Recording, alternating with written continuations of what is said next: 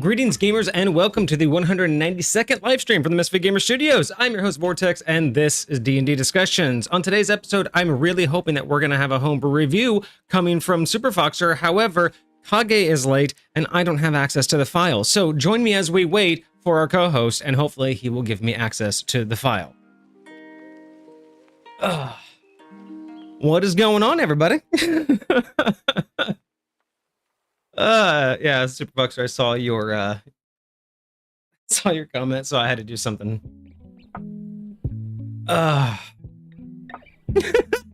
Soul. I'm glad that was I'm glad that was as funny as I thought it was gonna be. I was really hoping that would at least be somewhat entertaining. How's everyone doing? Kage is on his way, just a little bit behind, but for some reason I don't have access to the file. It didn't get updated on my side, so we are just gonna have to wait for him before I can do the review. It's supposed to be the Princess and the Knight, more from the Chrono Trigger based setting. So very curious to see what we get here, because we've already done the main boss. And then we're going like backwards in alignment. So we did the main boss, which was Magus. And then we did, I think, the two main characters, which were the last, which was like the, what was it? The hero and the artificer. And now we're doing the princess and the knight. So we'll see how this develops. Because I know that there's a few specific rules that tie all of these together. But of course, in terms of the review, we just try to look at it from the point of view of how you would pick it up for your own game. But keep in mind that there are, a lot more specialties that go along with this particular build. So we'll have to keep that in mind. Must be making the locks since he's still stuck. He's still trying to figure it out. He's doing the math right now. He's crunching the numbers. All right. So we will see when all of that happens.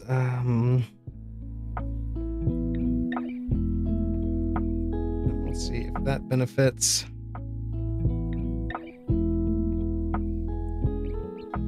Oh, this is the easiest since they have the most basic cheese. All right. Well, from what I remember, I mean, the last one had, I remember we had a lot of back and forth with the last one. So I'm curious what you mean by easier for this one, because being the overpowered campaign that it is, what is easy? But I guess, directly in comparison to the other two, we'll see exactly how this works. Oh, I have no idea how far behind Kage is, so we'll figure out.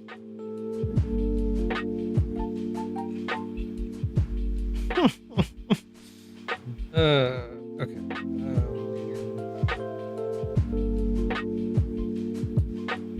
So while we're just chilling, waiting for Kage, I'm trying to figure out what's going on with the TikTok account, because the new one, the Dice Profiler. I'm really trying to figure out what style of video is really going to kick off, because I have two. I'm trying to model it after two so far, because they're the only ones that have gotten any kind of substantial viewership.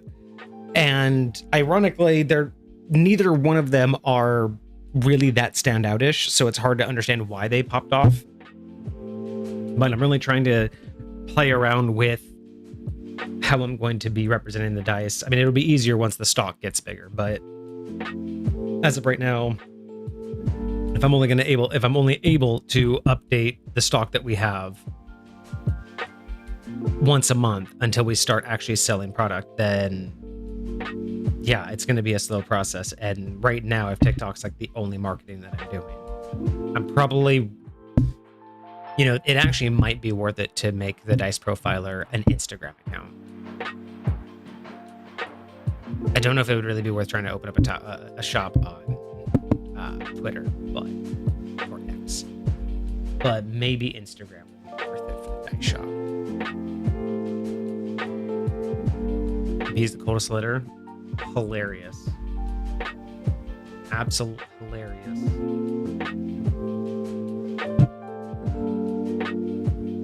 let's see. It's easy and level that with one spell, you can screw their whole start. Interesting. Okay. We'll see if we can guess which spell that is, if we can figure out how to screw them in one immediate go. Yeah, no, it's super inconsistent, and it's even gotten worse recently because of some of the changes. There's been a complete shift in the algorithm. So even some of the biggest content creators are getting a big hit right now. Yeah, and that's the thing too, is you never know. It's, for me, that's why I've never bothered putting too much work or too much effort unless I'm enjoying the process, right? Like I did a couple skits a while back, and I really enjoyed making those, but I wouldn't shift to doing those unless they, you know, like really popped off.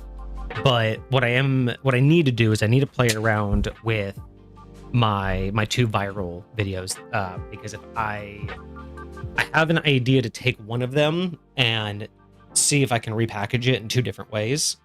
One, I want to basically repackage in the sense of say the same thing, but in a different way. And then another way I want to package it is actually do like a skit about it. So use the audio of the viral clip and then put that audio over me doing a skit about it. So I think those would be really interesting. I also have a different idea for similar concept, because I was talking about a plot hook. So I have a new plot hook that I think would be interesting to make another video about. So I'll see if that's kind of like where it wants to be. And I also did one of my viral videos. It was doing a breakdown of a creature or of a character build that Theater the Unaligned had done. And that one went super viral. So I don't know if it was specifically that build. I don't know if it was because I stitched, you know, a really popular creator and, you know, even they liked my post, but that one really kicked off. So I think I might want to go back to doing like breakdowns when not a lot of information's given and kind of do like a, is it possible kind of breakdown.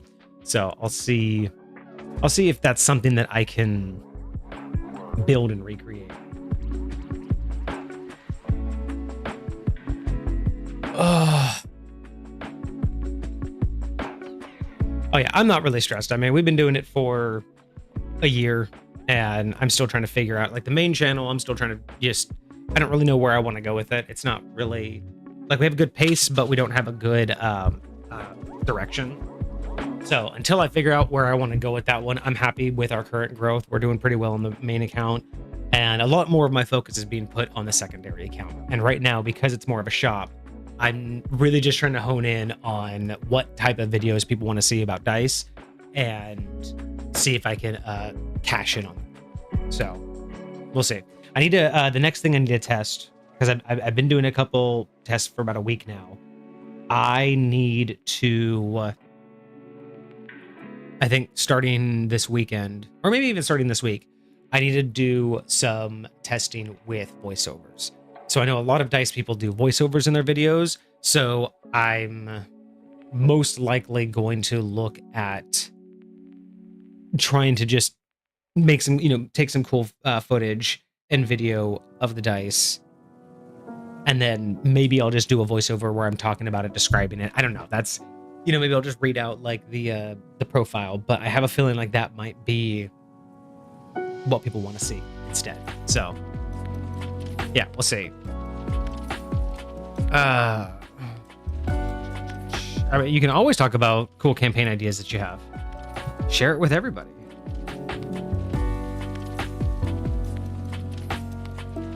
Speaking of which, I have to... Still thinking about Hoilepa's idea. I'm trying to build a PC character that would fit in High Point lore, but it's gonna be difficult to do it the way that they want to. So I have to do some thinking about how to make it work for them. But there's so many dice makers. I'm glad I'm not making dice on TikTok. I'll say there are so many dice makers that I just that I could not keep up with.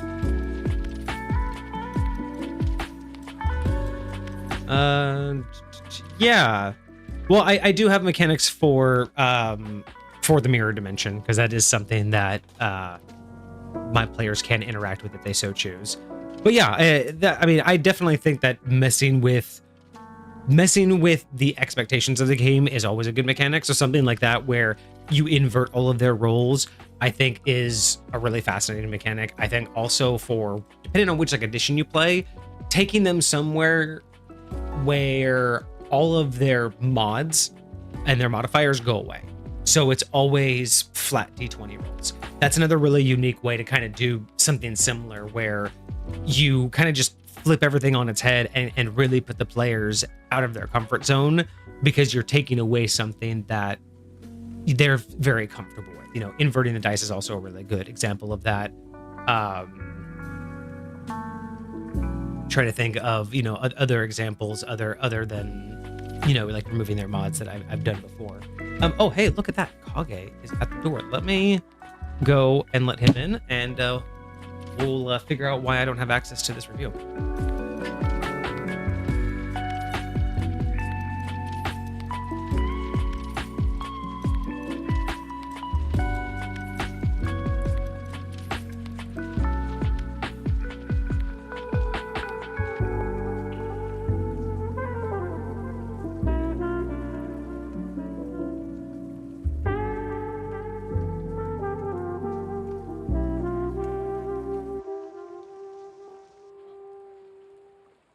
Oh, all right. So yeah, once you get settled, I will need access to today's review. Yes. It happens. It happens. We've just been chilling, chatting, talking about TikTok. Yeah, you know, it's a process. It's a process that you work through.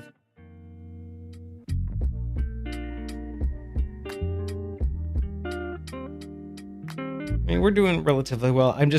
I'm excited to see what will happen once the Dice Profiler gets to the 100 followers and I can finally put the website link directly on the page. Oh, I'm really curious to see how much better. Traffic. Yes, because right now we've kind of stalemated. We've kind of went stagnant. We haven't had a lot of traction in like a day or two. We had like a good little amount, and now we're down. Right. So I would love to see how much it changes once there's a direct link from the TikTok to the shop.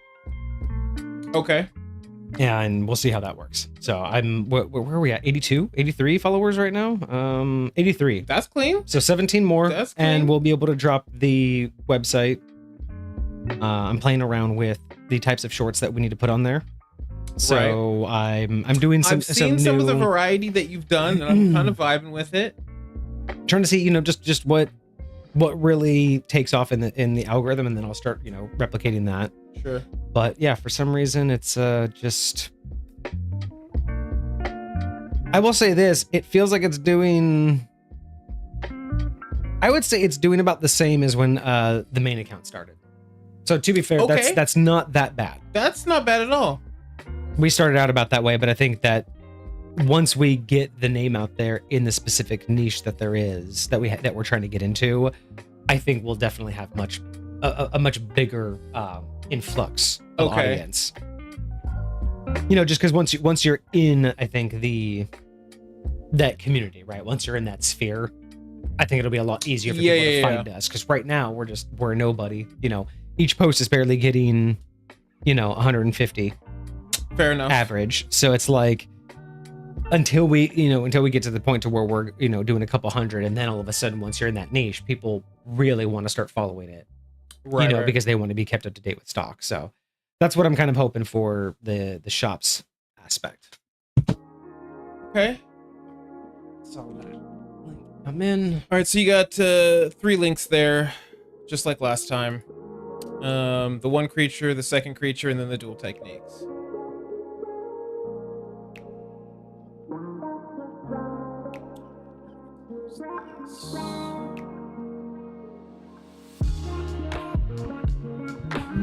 Open.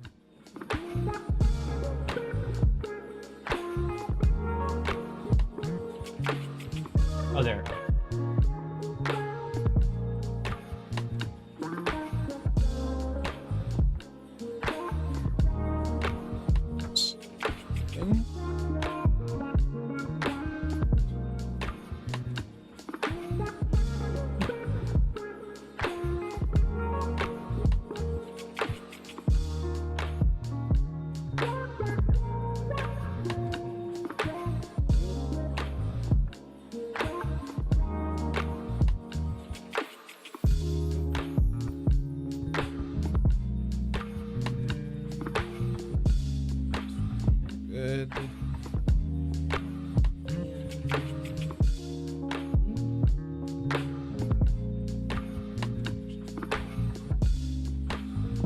because I can.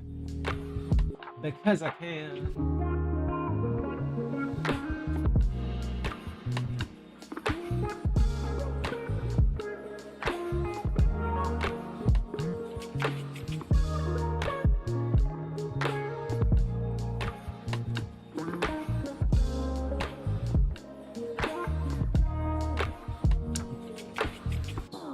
That's what I need. Give me just what I needed.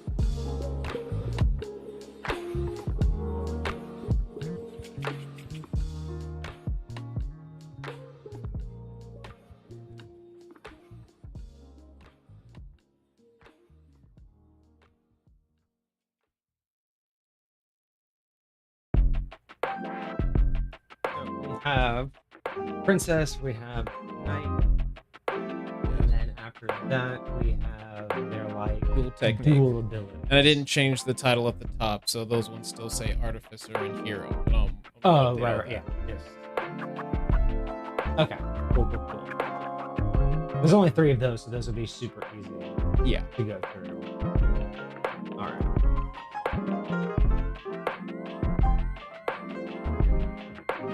All right. These are like boss. Yeah. So kind of like the boss-ish type Yes.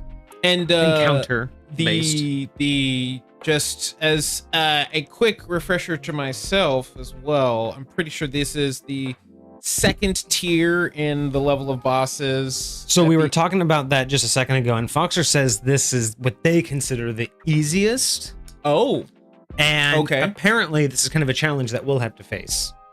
Apparently the reason for that being that the party can essentially take out or ruin their synergy.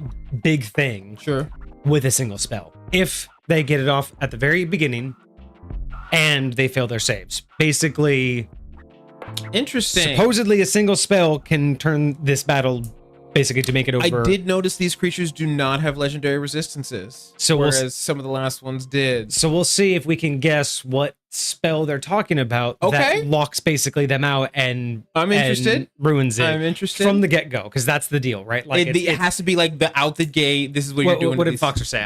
Let's see. Foxer said it's the easiest since they have the most basic cheese out of everyone. Easy and level that with one spell you can screw their whole strat if they fail the save. Okay. So not necessarily like at the beginning, but if you get this one spell off and they fail, whatever their primary strategy against you is over. So Wild. I'm curious if we can guess that. That's going to Okay. be like our throughout goal. the build, see if we can figure out what that might be. Yeah. Let me figure out.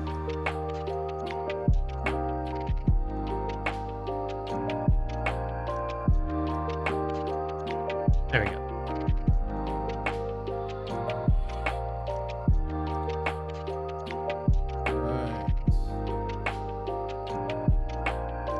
We're gonna kill you because of the cursed image. Oh, great. Well, we'll see how that works. There's a reason why we have that locked away in a secret part of the Discord, in the basement. Where all the other crazy things live. Yeah, Nugget's cursed basement. Oh my goodness. Absolutely. Hey, you know what? I'd rather it be there than in the main chat. Facts. All I'm saying. All right. So let's take a look today. We got, so this is going to be kind of a unique one because, again, this is going to be based on Chrono Trigger, which is the old PS1 game. SNES game. Right? No. Wait. I never actually got to play it. I was never that cool. I also wasn't allowed to have video game systems. This is I thought this was from the SNES version. I think the characters are from the original. Because we had this conversation every single we time 100% do. these. Every time we talk about it, or last I should time just we like make reviewed it. myself a note and plaster it next to every time we do one of Super Fox. It's just, this is the game it's from.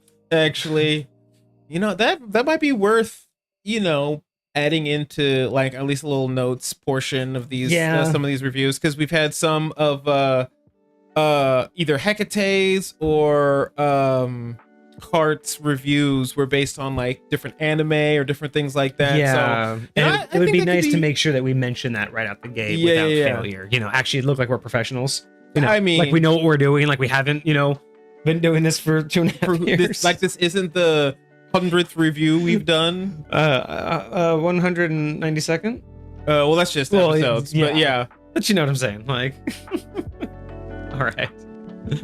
But yeah, so there are a couple of specialty rules. It is a very high-powered game. Yes, it's a very, very high-powered game. It's a game where the players wanted to be punished. Superman Maxi. So we do have to keep all of that in mind.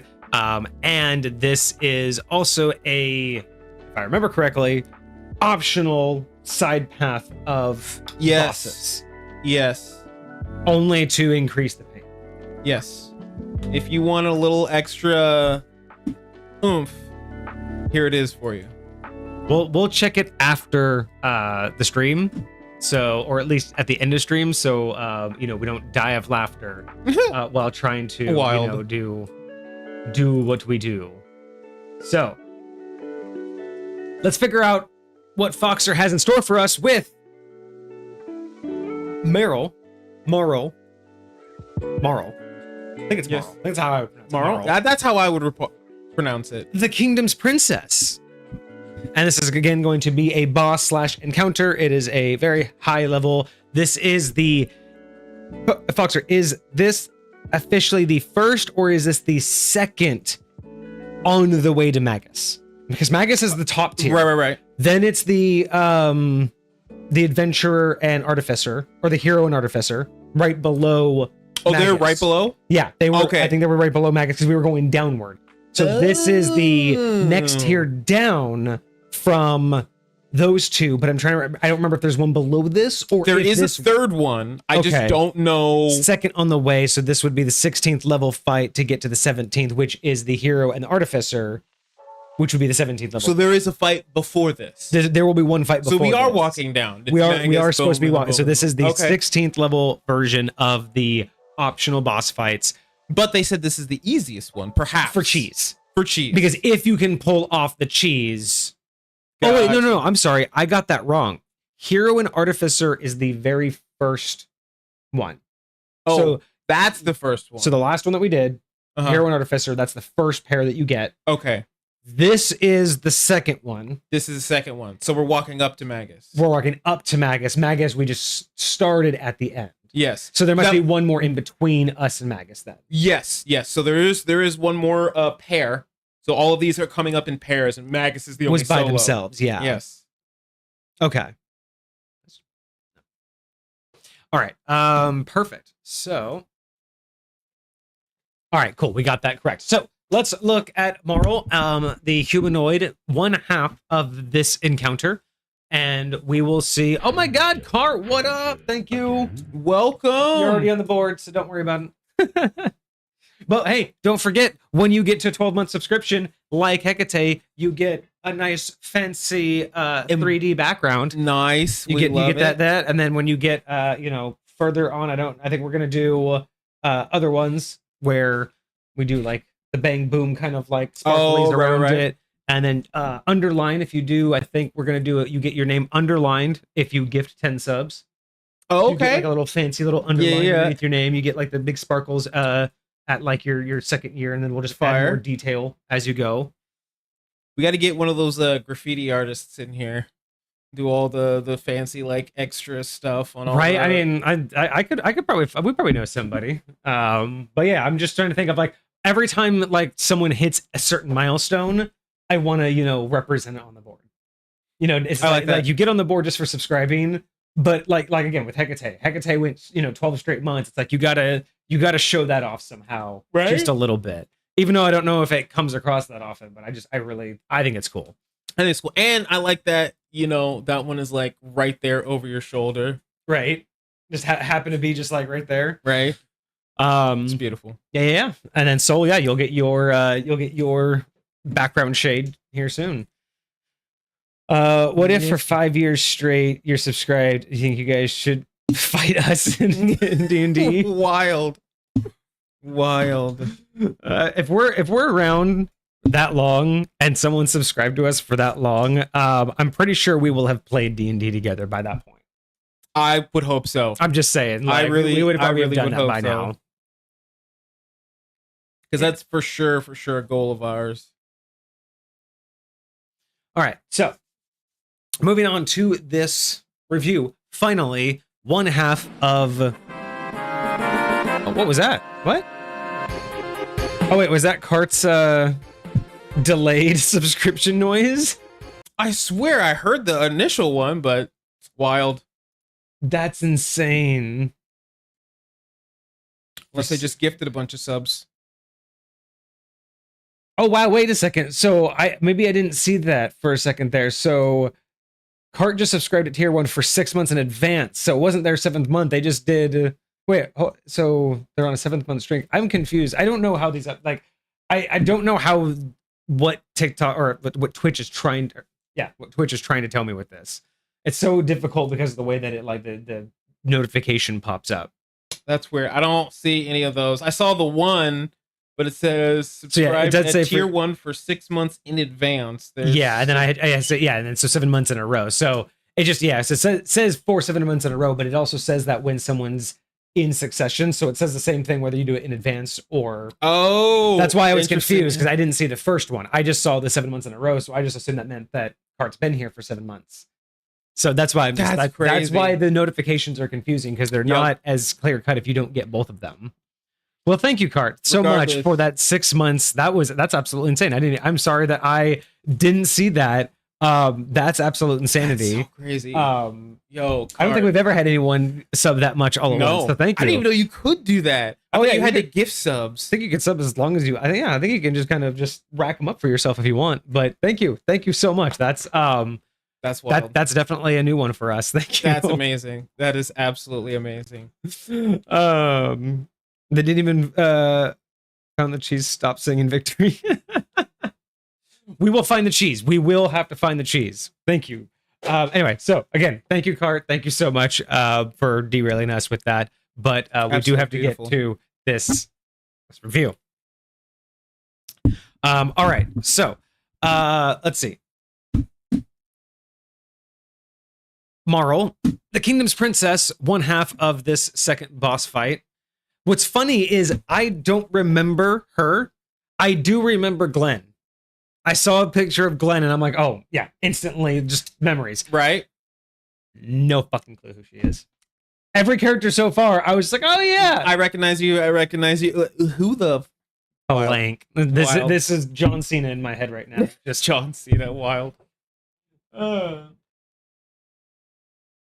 Yeah, right away or never do. I honestly think that's probably a good estimate. So, all right. So we are looking at Marl. So starting with armor class, we have an armor class of 18. She wears ice weave robes. I do kind of like the little bits here and there of giving us some like hints, like the ice weave robes. I like that they all have their own not natural armor, but they all have their own like custom armor. Yeah. That's personalized to them. That's very nice. With hit points, we have 320. That is a 32d8 plus 160. We have a speed of 30 feet plus a fly speed of 50 or a fly speed of 20 with hover. I'm curious what gives them flying. I mean, it kind of like with robes, like they kind of give me the vibes that they're like mage-ish. So it could be some sort of enchantment or something like that. Okay.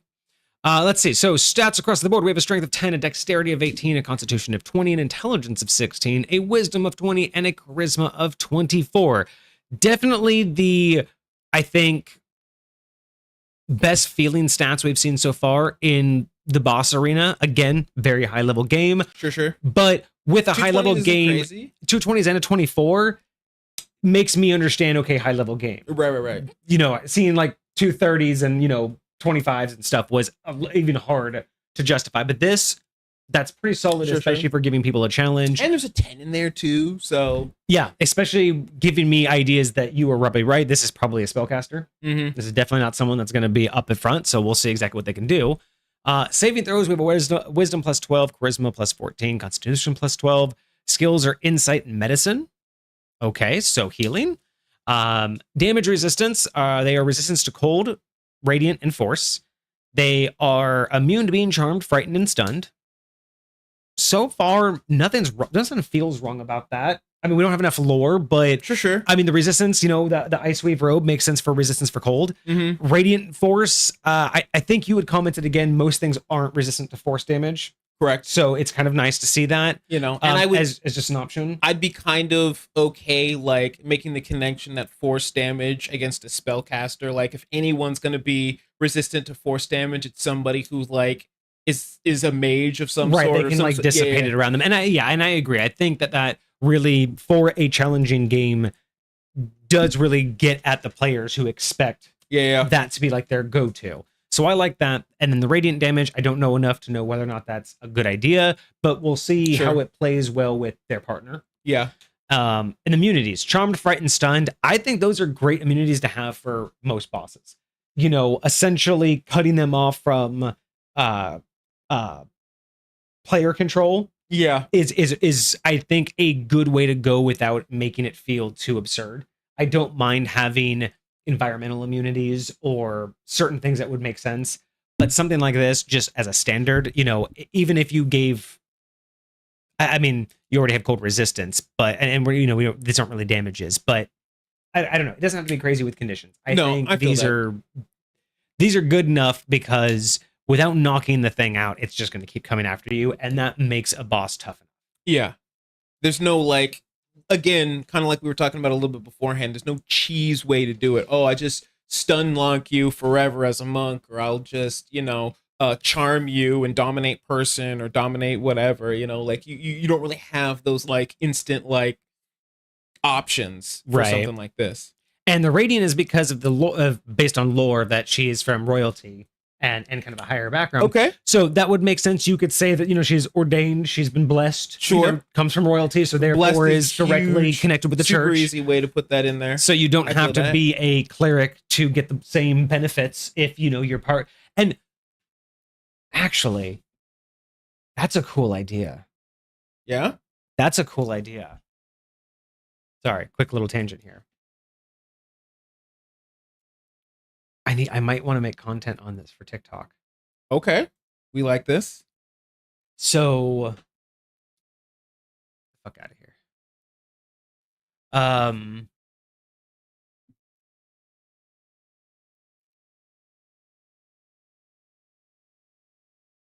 A way to benefit players for DMs who want to benefit their players that really play into their character. Right? Most of the time, the default standard is give them inspiration points. Sure. Something like, okay, cool. You played your character well. Yay, you get something. I think that a more impressive way to do it, and this would be something great for the ADMG as well as just for TikTok content, and I'll just have to figure out how to like make this a short. But just as we talked about here, there are some benefits that inherently come with being a cleric. Right? Sure. But some of those things are locked into the class, whereas I could easily see a DM having someone who has a character like this, who comes from a very specific type of nobility. I mean, imagine, we think of, the Queen and how directly they are related to the Catholic Church. Yeah. If you had a backstory where you came from something like that, I would think that would be the perfect time for a DM to say, hey, you get a knock-on effect that normally would only be reserved for someone of, the cleric class. But it's because, you've been blessed, ordained, baptized, whatever the in-game relevant ritual is. You aren't necessarily one of them, but because you are a royal family chosen by the divine, right?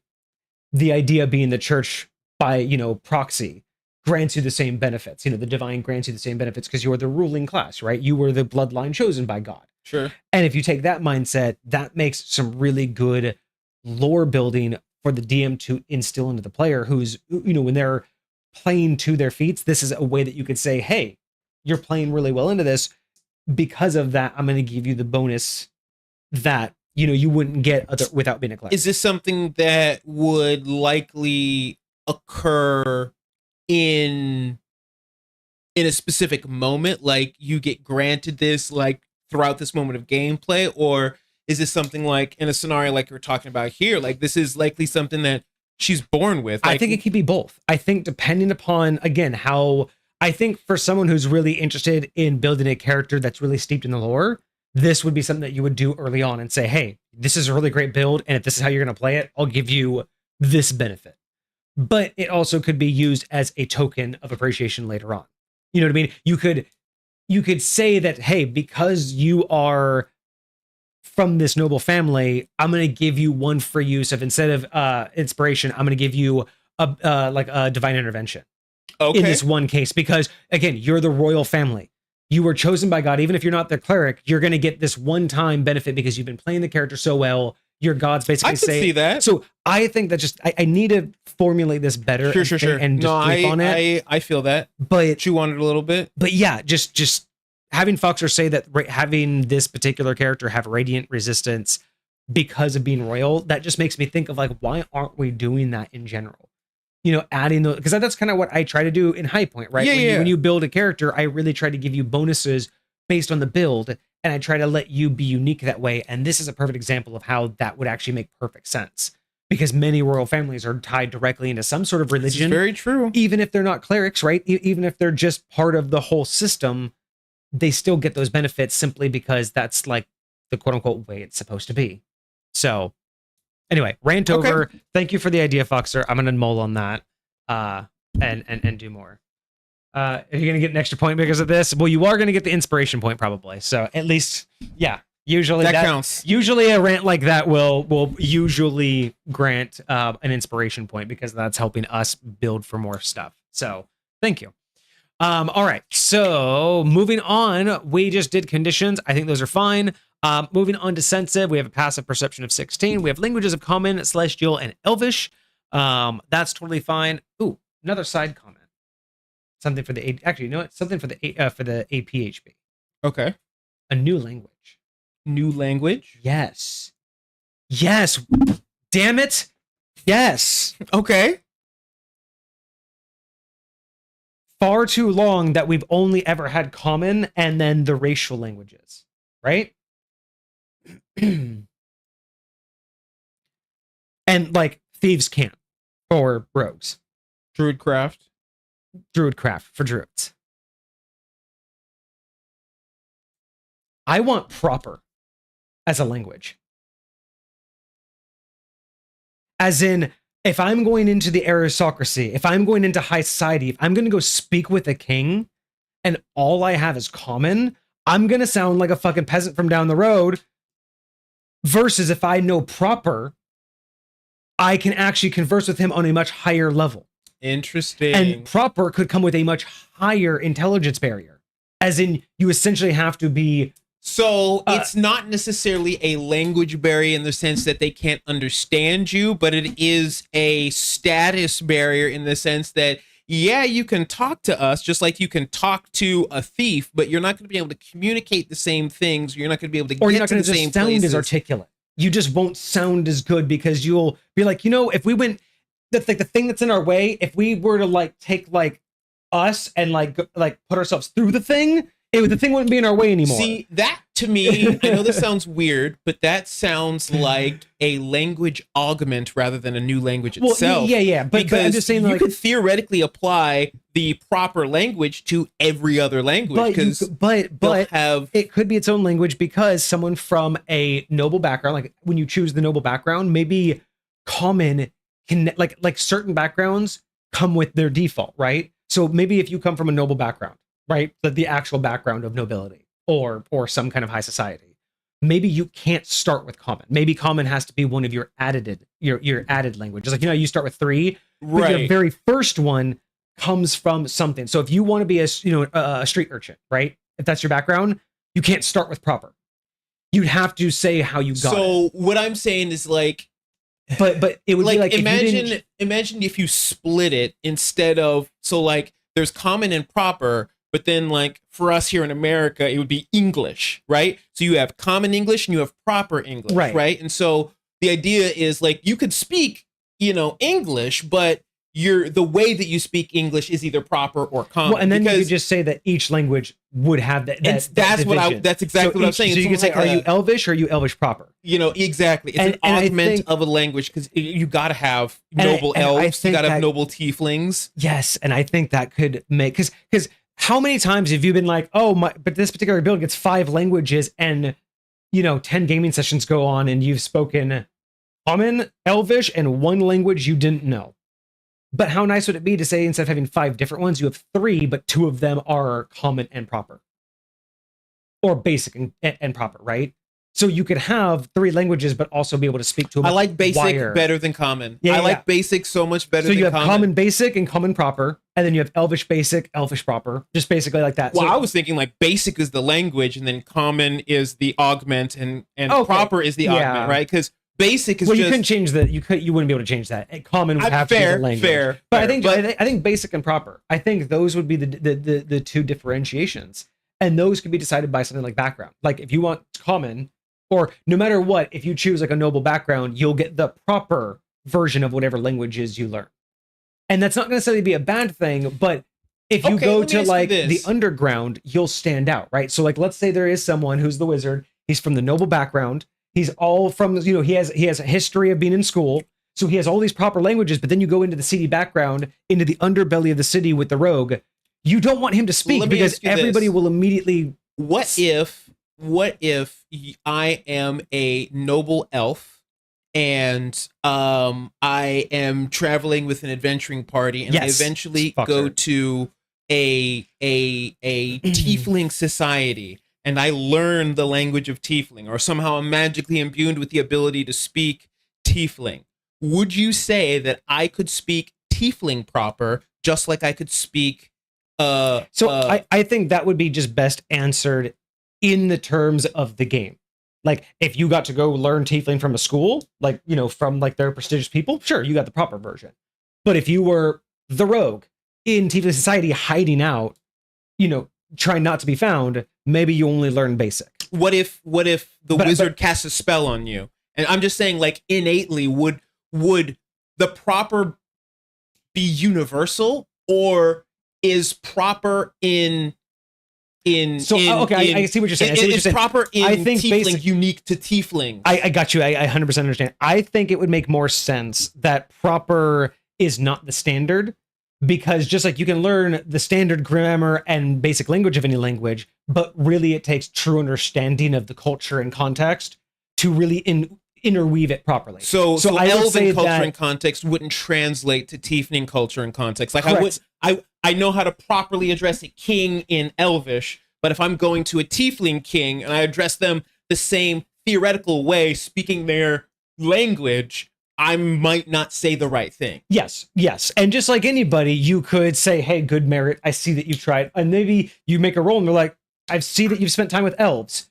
We would say this, but I think there's so much in that yes, I don't think that, like, if someone said, here's a spell you can, hear and speak any language for an hour, you're never going to get the best version of it. You're going to get the bare minimum Duolingo conversational, because that's like the idea, right? It's a basic Google Translate. But if you get the opportunity, again, if you say, I know Elvish proper and these guys know elves, I'm going to try it. I would definitely be the DM that says, you've spent time with elves.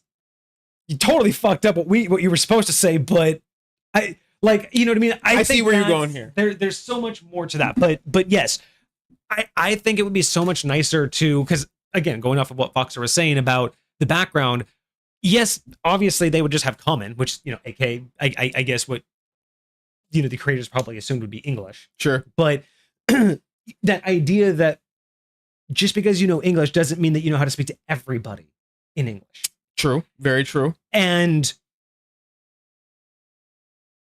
I don't know, maybe even we could suggest that instead of it being something that you have to learn, right? Because you could do that if you had really strict DMs, but maybe for easier, simpler games, maybe what it would be is more based on, you can learn the language, but if your intelligence is high enough, you'll also be able to speak proper in that language. So just because you have 3 languages at, intelligence of 12 means you have those basic languages of those.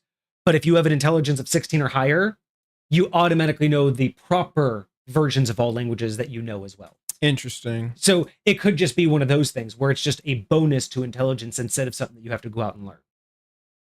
But I just think the suggestion that basic and proper should be more distinct. Yeah, I definitely like the idea of having, because it's very true. Like, in so many different forms of media, nobility have like an entirely, even in our own personal society, like there's so many opportunities. Like, you go to a business meeting and try and talk to them like you're, from the hood or something like that. It's not gonna go over well, unless that's someone from there and they just go immediately get I know where you're, let's hook you up. To be honest, that can help. There are select, you see, you know how they have in video games certain times where you have to choose whether you want to you like choose like a course of action, and like one character in your party likes it and the other character in your party doesn't like it. I find it like very interesting. Like, if you were sat at a table of royalty and you have the grungy fighter and he just starts going off like he's like whatever, like just talking like he's talking to a bunch of chumps and everybody around the table, but there's the one person who is in with the royalty but came from a background like that, and they're like, I respect that, and in fact, I know better than anyone else that what we're looking for is somebody with that attitude and that perspective, and that's going to get the job that we want done. Yeah. The reason why we haven't been able to get it done so far is because we've been doing nothing but all these fancy, proper. We're never going to get where we're going with that. So I find the best use of that is like a king who earned their position by combat. It's surrounded by a bunch of noble advisors, and that situation happens. Is the advisors keep bringing in these smarty pants people who don't know how to handle the situation, and then here comes an adventuring party with a half drunk, vulgar knight who's being like, all we got to do is just kick the door down, go in there, I wrangle a few guys around, and basically they'll tell me where to go. And the advisor's like, how dare you speak in front of the king? And the king is just sitting there like, make it happen. Just no other way. Just, you are my guy. Go make it happen. It very much that's my language. Me of my time in the military, and when I meet an officer and I can tell whether that officer was ever enlisted or not, like within like the first 2 seconds of meeting them, like yes, I was like everything. Yes, wild. Anyways, all right. Anyway, moving on back to it. So, language: Common, Celestial, Elvish. Again, no real need to argue about that. So again, with the lower tier, I'm so far not scared at all. I definitely think that coming from the last one, coming from the adventurer artificer or the hero artificer, and that was the first battle. Mm-hmm. That was, I don't know, like we already had some immediate feelings, like before we even got to the abilities. I was incredibly apprehensive. And so far, this is just feeling like kind of just a regular everyday PC that you would run into in a town, I mean, I wouldn't say every day. You got a 24. Like, you're scary, but like you're not the everyday man, but this is not an NPC I would be surprised at just running into. Yes. You know what I mean? Yes. So that's where I'm kind of caught off guard that this is the second stage, and right now I'm just kind of like, yeah. I'm excited to see where we go. Well, the last one did the protagonist on it. That is fair. But that was the first fight, though. But, I'm just saying. I'm just saying. Now, my question would be, with this fight progression, do they get a long rest in between? Well, it is supposed to be leveled progression. So this one's the 16th level boss so they're going to be different levels. So it's supposed to be not like back-to-back. Got you. Okay. All right, so abilities. We have Frozen Grace. Moral ignores difficult terrain caused by ice or water. We've talked about this before. That is such a great ability. I love overcoming environmental effects based on your expertise. That's awesome. Any creature that hits her with a melee attack takes 3 or 1d6 cold damage. I kind of like that, actually. Just like a little... we've talked about this before with other builds, having a retaliatory burst effect. Yeah. I am a fan of that. I'm definitely a fan of that.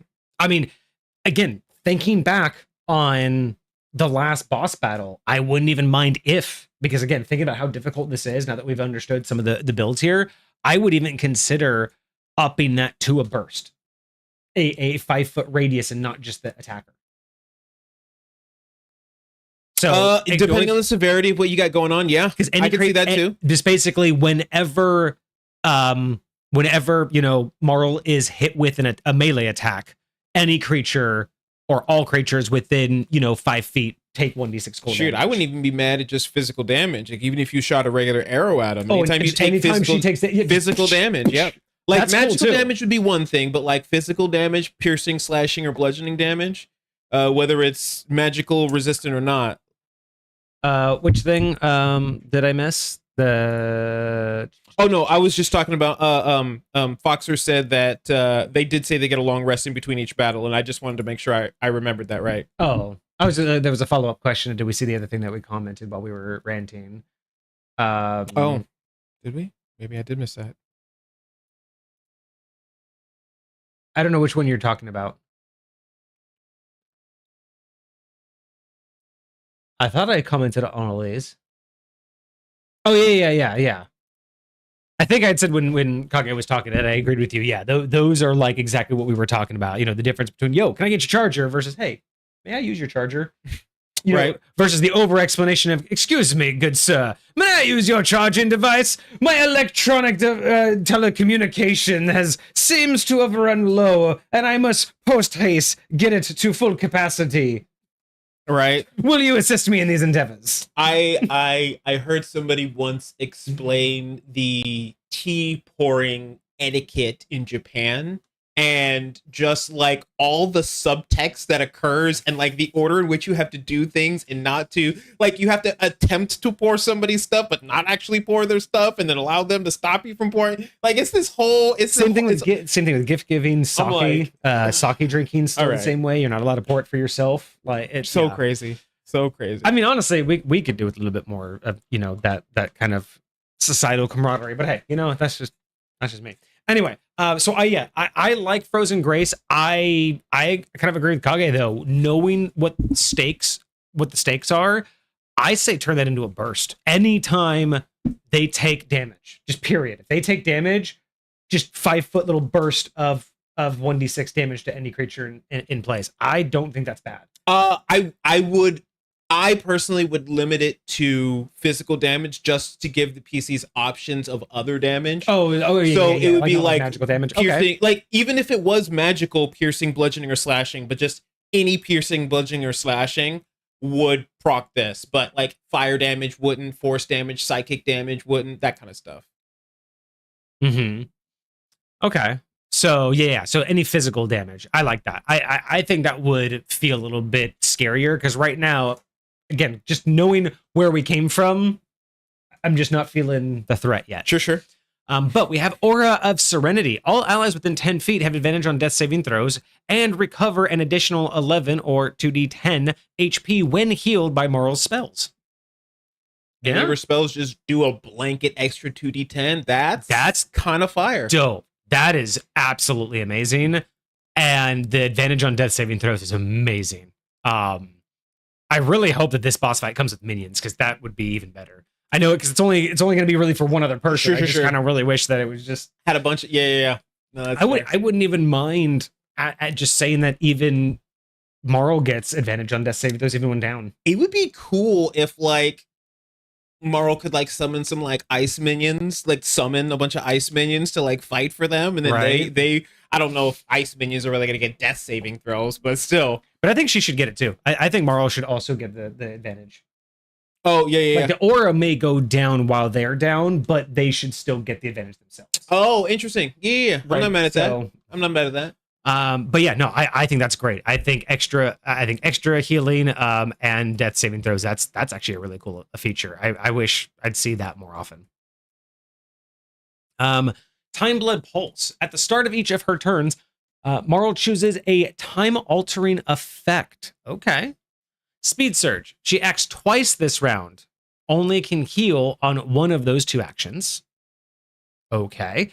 Restorative Flash. She or an ally within 60 feet regains 40 HP and ends one condition. And that's every initiative. That's just every time she gets to do that. Just at the start of each of her turns. She just either instantly heals 40 to herself or her buddy, or she just gets 2 acts, but only one of those can be healing. So basically she's healing every single round. Unless she's attacking twice, she's healing every round. That's crazy. Insanity. That's a lot of healing. That's a lot of healing. That's going to be so it's a flat 40. I'll say that. So can I recall what's her HP? 320. So that's it's not even 20% of her HP. So no, it's not like a lot, but it is constant. It's idle. It's just like, even if nothing else, even if she's in the background, she could just sit there and plug 40 HP to her buddy. And if the average, I mean, at this point, your average attack is probably going to do around 60, like, on the better end. Sure. I mean, I got to imagine these, these characters are wailing, but I don't know. 40 HP is for a standard running party. 40 HP, I think, would be an expected amount of damage, per person. So that's every round you're basically negating one of the party's damage. That's without costing anything. I think, like, normally I'm not a fan of bigger health and more output means harder. And I'm not a fan of just like those bosses that just like insta heal or, gradually heal over time in a way that basically, if you're not just pummeling them perfectly, they don't die. Sure. I'm not a big fan of that in video games or anything else like that, but understanding what Foxer's building here, I think that's going to feel like not devastating in that sense of, again, that's only one player's damage output. Sure. So it's not like you're just going to damage him, it's back. Yeah. But when 5 of you attack, only 4 of you hit, but then that turns only 3 of you hit, that drastically changes your mindset of, okay, we're still going to like take it down, but... And they're going to have to be incredibly strategic. Like, do we need to focus fire this healer down so that all of that... Because basically it is increasing the hit pool in which they have to eliminate in order to win. And the longer that character is up, the bigger that hit pool gets, and the longer this fight's going to last. And so, is it worth our time? Like, is the other person going to be scary enough that we need to take out them first? Or... And it's the condition too. It's not, like you said, 40 hit points isn't that much, but ending the condition every turn, that's going to fuck with so much of the party. Every spell's going to get like, wow, that's really going to rattle them. That's wild. So yeah, I think that one, that really is going to be a fun mechanic to go against. I think that's going to be great for the players. And I think it's done just right. It doesn't make it feel like you're just doing this slog where it's just constantly having HP, but it does add a very unique twist to the fact that someone's damage output's just going to be undone. Sure. And that's really going to change who you focus on. Yeah. All right. So we also have innate spellcasting. Marvel's innate spellcasting ability is a wisdom. Spellcasting ability is wisdom. Spell save DC 19 plus 11 to hit with spell attacks. I may have assumed it was wisdom. I'm thinking now it's probably charisma. I'm thinking they're closer to a. I'm thinking they're closer to a sorcerer. That makes sense. It didn't say specifically in there, but that's kind of what I was using to be a foundation. But it would make sense that it's charisma. Yeah. Foxer, let us know if we're wrong. Also, when I first created this, I did not realize that each of those were going to have different use cases. So I could have done it a little bit easier, but you'll see all the details of those. Those aren't actual spells. Those are this creature's spells. Oh, not like they're not D&D spells. Correct. They are the spells below. Yes. Right. So we have Ice and Aura at will. Now, when it says 3/minute each, how does that work? The way I understand that is that means wisdom, by the way. Oh, it is wisdom. It is wisdom. Wild. Okay, good to know. From what I understand, that means I can use this ability 3 times in a minute, and then I don't get the ability to use it again until that minute is up. Okay, interesting. 3 times per minute. That's kind of what it feels. So they said exactly. So it's that. Interesting. I'm curious how that's like. It would be the same thing as the days, because I only get to use this 2 times in this day. Yeah. And then once the day is over, then I can use it over again. Interesting. Okay. It's a mechanic I don't think D&D uses much in terms of like... It's true, especially... Like 1 minute is usually the cap, or 10 minutes. You usually see 1 minute or 10 minutes. That's about it. And it's usually because, like, I would say each one of those is, like, theoretically, like, per battle. So it's almost like you can use it 3 times per battle, 2 times per battle. And that's what, honestly, I would just say that if that's the intent, I would just turn that into encounter. Just 3 per encounter. That way, it's a lot easier because I feel like, again, it's very rare that in-game the fight's going to last that long, but just the idea that you have to start an in-game counter for how many times, how many times you've then used it. It's like the idea of stacking 2 different counters for the same thing versus just saying it's intended to be only used once per encounter or 3, 2. Sure. I think that would be an easier language, and I don't think it would ruin it. I agree. I know that 5th edition just doesn't necessarily have language for that yet. I'm not really sure if I've ever seen them use the 3 times per minute thing for either creatures or player characters or anything like that. So I'm not 100% sure on that, but okay. But I mean, just different options on how to word it. It's relatively standard. So yeah. All right. So 3 times a minute we get haste. 2 times a minute we get allure. Once per minute we get arise. 5 times per day we get cure. 3 times a day we get ice 2. 2 times a day we get cure 2. Okay. Until we know what those do, I'm not really upset with them. Sure. Again, just chatting here because I'm also trying to think of more content for TikTok. So this will be another one that I could possibly use for content creation. One of the things that I don't want to say bugs me, but I think is also underutilized by many DMs is when you have something like this, a boss, a creature, something that's going about its life. I get the at will. Makes sense. Sure. I get things that are replenishable within the same day. Makes sense. But if I have something that I can do multiple times per day, I would like to see it more often where the DMs say roll. Like even if it's a 1d4 minus 1 or 1d4 minus 2, to see how many abilities may have already been used up for that day. Interesting. Like, if you're going to go after something like this, right? And it has something that can do 5 times per day. If it's like start of the day, cool, has 5. But if you decide to say, hey, let's go at midnight. Let's go at the end of the day, right before they go to sleep. They're winding down. We'll catch them off guard. As a DM, you should really pressure yourself to think, what have they done today? Have any of those been used? Because why say, because honestly, especially as players, you experience the same thing. Well, and completely honestly here, why even bother? Truthfully, why bother writing it this way if it's a one-time thing? Like what I mean by that is like, if you're going to create a creature or a build like this, that's meant to be an encounter, like it's not a playable character. What does once per day mean? It's not going to come back in it. It's not like you're going to say, hey, let's pause and come back in 24 hours so you can use like the only it like I get the lore building if that lore for it. That would be the only reason to like have it there is so that you can say it's very similar to how we do our pop culture builds. This is a complete build. We are just trying to represent everything as accurately as possible. Yeah. And that could be what they're trying to do here, just maybe because of the vibe of like what they got from the character that they were basing it off of. This has anything to do with Foxer. This is just in general, because I've seen this in other builds for D&D, and it just doesn't make any sense to me. Why is a creature that you're running into right now and either going to eliminate or run away from? Like that's the option. I would say, why does it have a daily thing when I'm not going to track its life after this? The only reason would be, okay, initially, so in Foxer's situation, this is a specific encounter. Now, I'm assuming that when they come up against this encounter, number one, he did say they were going to have a long rest. And number two, it feels like it's like a tournament type deal. It feels like these people are intentionally coming in here to face you, and I'm assuming they're going to be at their best when they do. So I'm assuming they're going to have all of their stuff available and that's to all, them. That's fine. But at the end of the day, if this is really homebrew,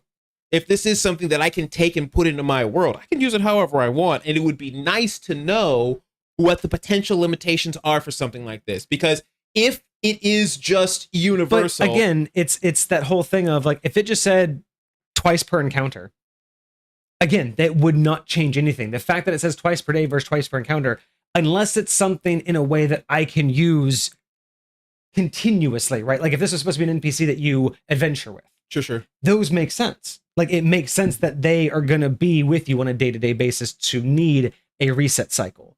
I'm just talking about, like, for things that aren't intended to be seen more than the encounter.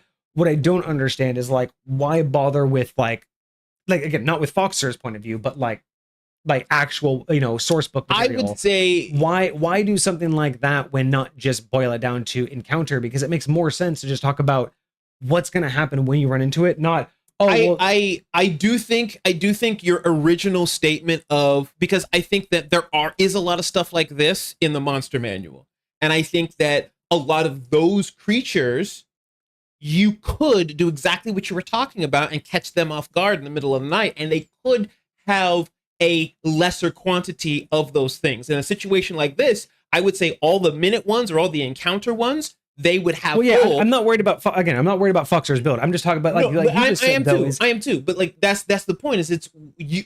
If you were to catch them at night, that's what that information would be helpful for when it comes to something like, if you ran into a sorcerer. But that's what I'm trying. But that's what I'm trying to say is that's what I want to add to our book, and what I want to add to the encouragement aspect is, as a DM, you should be thinking of that, because it's not used that way, right? When you have these stats, you're just gonna walk into it with, well, I have 3 per day, so I have 3 of them right now. Like, that's just how this is built. But it's really not. There's nowhere in there that really encourages DM to say, like, hey, that is true. If we think about the fact of this thing has been living, right? It's not just, it hasn't been preparing to run into the adventuring party. It's just alive. And I think there is no encouragement right now to say, maybe these dailies should be used up. If it can do something 3 times per day, but if it's normal that it would use it, why is, at the end of the day, why is it fully stocked up? Why hasn't it used it today? And that's what I think, like, I that's what I'm just trying to get at, is like, that's I definitely agree with that, because it's I love it in the build, I love it for the lore. That point, I am when I see it in the monster manual, it's like, why does this chicken have a once, not a chicken, but like, why does this monster that is obviously going to be a one-time fight? I think that there possibly are DMs that have seen that and used it the way that you're talking about, even though it's not necessarily encouraged. I would hope so. It would. I very much agree that, number one, it's not in like the common meta. It's not anything that's really even being talked about. But I would say that, outside of certain circles, like, the possibility exists, and kind of like what we're all about, going beyond the book, which is what we're doing right now. Is like, you take this and you find a use for it, you find a purpose for it. Like, just the concept of having these things, it, from my perspective, brings this types of inspiration to the table. Like, provides an opportunity for you to think, oh, maybe they won't have this. Maybe it, and imagine one of your players asks you that, hey, is there any chance, like, we've been following this guy for a while, have we seen them use any of these spells? And that's just little questions like that just spark it into your mind, like. And that's what I think. Yeah, I want to encourage that idea more, because these stats should be telling you a lot more than what you can do. They're supposed to tell you how this thing is supposed to be used, but not just in combat, right? Yeah. I think that definitely needs to be put in the ADMG of, when you're looking at the abilities, think about how the thing has been living. Why is every single encounter, why is it that the enemy is always at full health? Sure. Now, granted, why is the party always at full health? Like, there are plenty of situations that make sense to explain that, but every single time, like, I know the party doesn't always get a rest before their next fight, but why is the enemy always at full health? Right? Those are the questions that I want to, like, get at and just start to, like, do more with DMs and just be like, why aren't we enriching this more by, starting, like, have a pack of wolves attack you, but have one of them moving slow because they're either injured or old. Right. Just kind of change that narrative a little bit, so they're not just, oh, standard pack of wolves, okay, you know what I mean? Like, just fair enough. I don't know. I think that, again, to make your world more livable, and maybe that's the TikTok post I need to do, is an example of how to make your world more livable, is use the stats for what their implication. If something has multiple daily abilities and it's not intended to be seen multiple days, that means that they might not have all of them depending on when you run into it. So that would be like the TikTok post, right? To use as an example to say, use this information for more than just what is on the surface. Yes. I feel that. You tell me adventuring groups try to kill you countless times and you're still unscathed. Wild. I mean, you know, just they just can't touch me. Kill me. All right, so let's look at what these actual spells do. All right, so we have our at will ice. We have a range spell, 11 to hit, range of 60. Hits one target with an 8d8 of cold damage. The target speed is reduced by 10 feet until the end of their next turn. That's a long time, but 10 feet's not terrible. That's not too bad. I like that. Yeah, no, it's not bad. I think that's a decent amount of damage, and it's kind of their at will. It doesn't really need a whole lot of flair. It doesn't need, really anything. Sure. Again, I will say it does. If you wanted to make this, because I'm just remembering the last one, and I just remember just how heavy the last fight felt. I wouldn't mind that if ice had extra text that said, if you miss, the spot 10 feet behind the target becomes difficult terrain or icy terrain. Okay. I'm not mad about that. It's a very small, and I think that fits in perfectly with the fact that this particular individual ignores difficult terrain when it comes to ice and. That's what I was trying to build off of. Is that? I love that. I wouldn't mind it because it's not like something that you can do intentional. It's just more of if you miss, it's just like the ice ball goes there, just immediately freezes. And I think about like that. You've seen that in TV or movies where they get shot or the spell comes in, it almost hits them and they miss it. But then it hits something behind them, and then you see the whole thing go to ice, and they're like, "Don't get hit by that." Like it would be that kind of moment where every time it misses, you just see it spread, and you're like, "Oh, if that hits me, I'm like ice." Okay, but yeah, I like that one. I think the damage is good. I think the range is good, and I do like reducing the target speed to 10 for basically a turn and a half. It's not bad. Aura is another at will healing spell, range of 60. One creature restores 3d8 plus 8 hit points. I'm assuming you can also do it on yourself. So, yeah, that's not terrible. 3d8 plus 8 plus the 40. Oh, plus, whatever if bonus. If you want that 40 every single time. So, yeah, that's a good amount of stacking. And then again, you can also do both of those because you can do the other ability where she gets 2 turns. And then she can do this healing and then the ice as well. So, there's a lot going on there, but yeah, no, that's a nice amount of healing. That's not terrible. I don't mind that. Let's see. So we get haste. This is 3 times per minute. Support spell. One target creature gains the following benefits for the next 3 rounds. That's why it's 3 times per minute, because then you can just keep stacking it after 3 rounds. Oh, got you. No concentration needed. They get a +1 to their armor class. They get advantage on dex saves, and they get 1 extra action each turn. That is just like her. That is so different from the haste that I remember back in the day. Haste has changed so much. Well, standard haste is different than this too.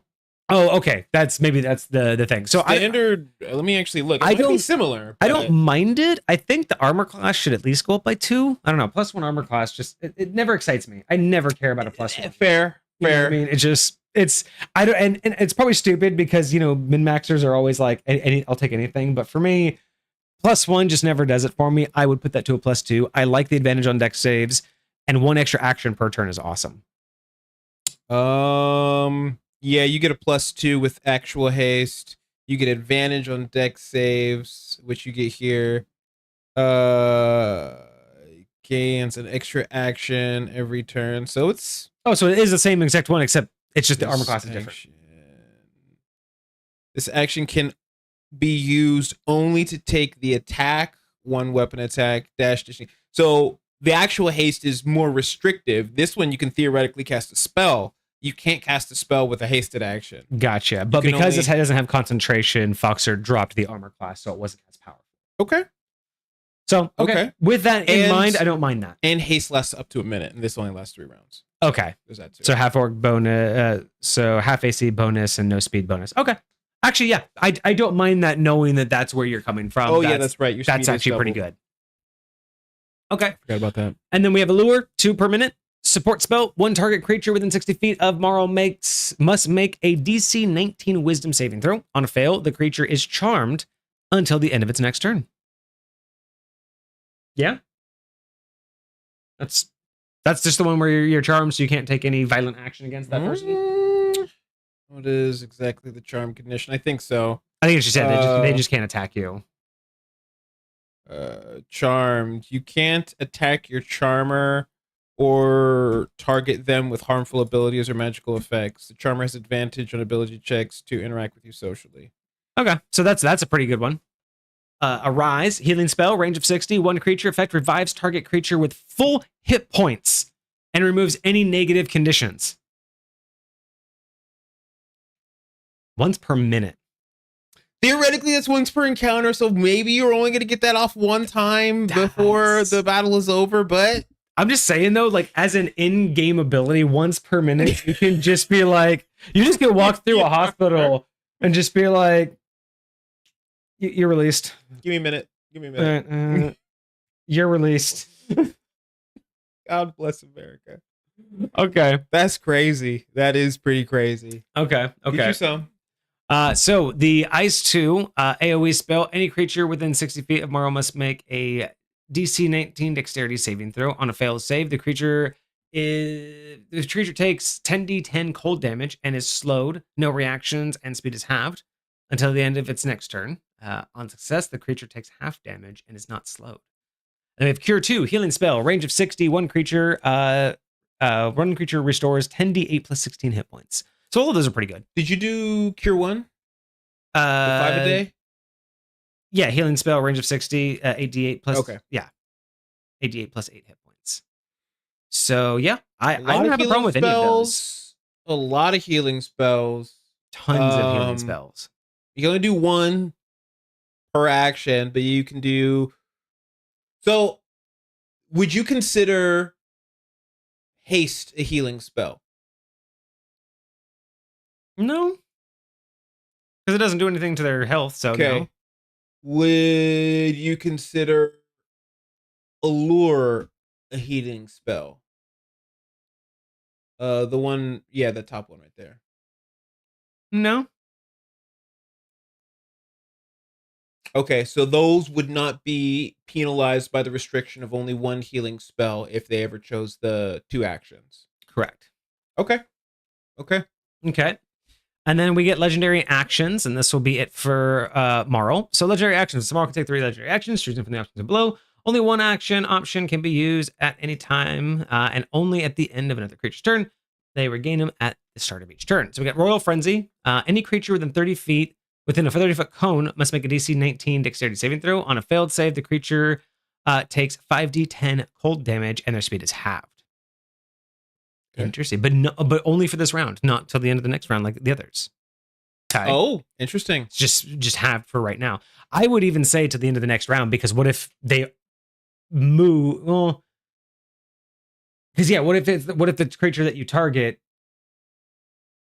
already? Well, I guess if they already moved, it wouldn't really matter. But I would say until the end of their next turn or something, because this has happened. Oh, this is a legendary action, and it's at the end of someone's turn, right? So if this person moves here and then I do it, doesn't matter that I hit them. It only matters that I hit anybody else. Sure. But if it's at the end of, I would say at the end of their next turn, just because if their turn was just before, then it affects them when it is their turn next time, and if the turn is just after, it affects them right after it happens. Yeah.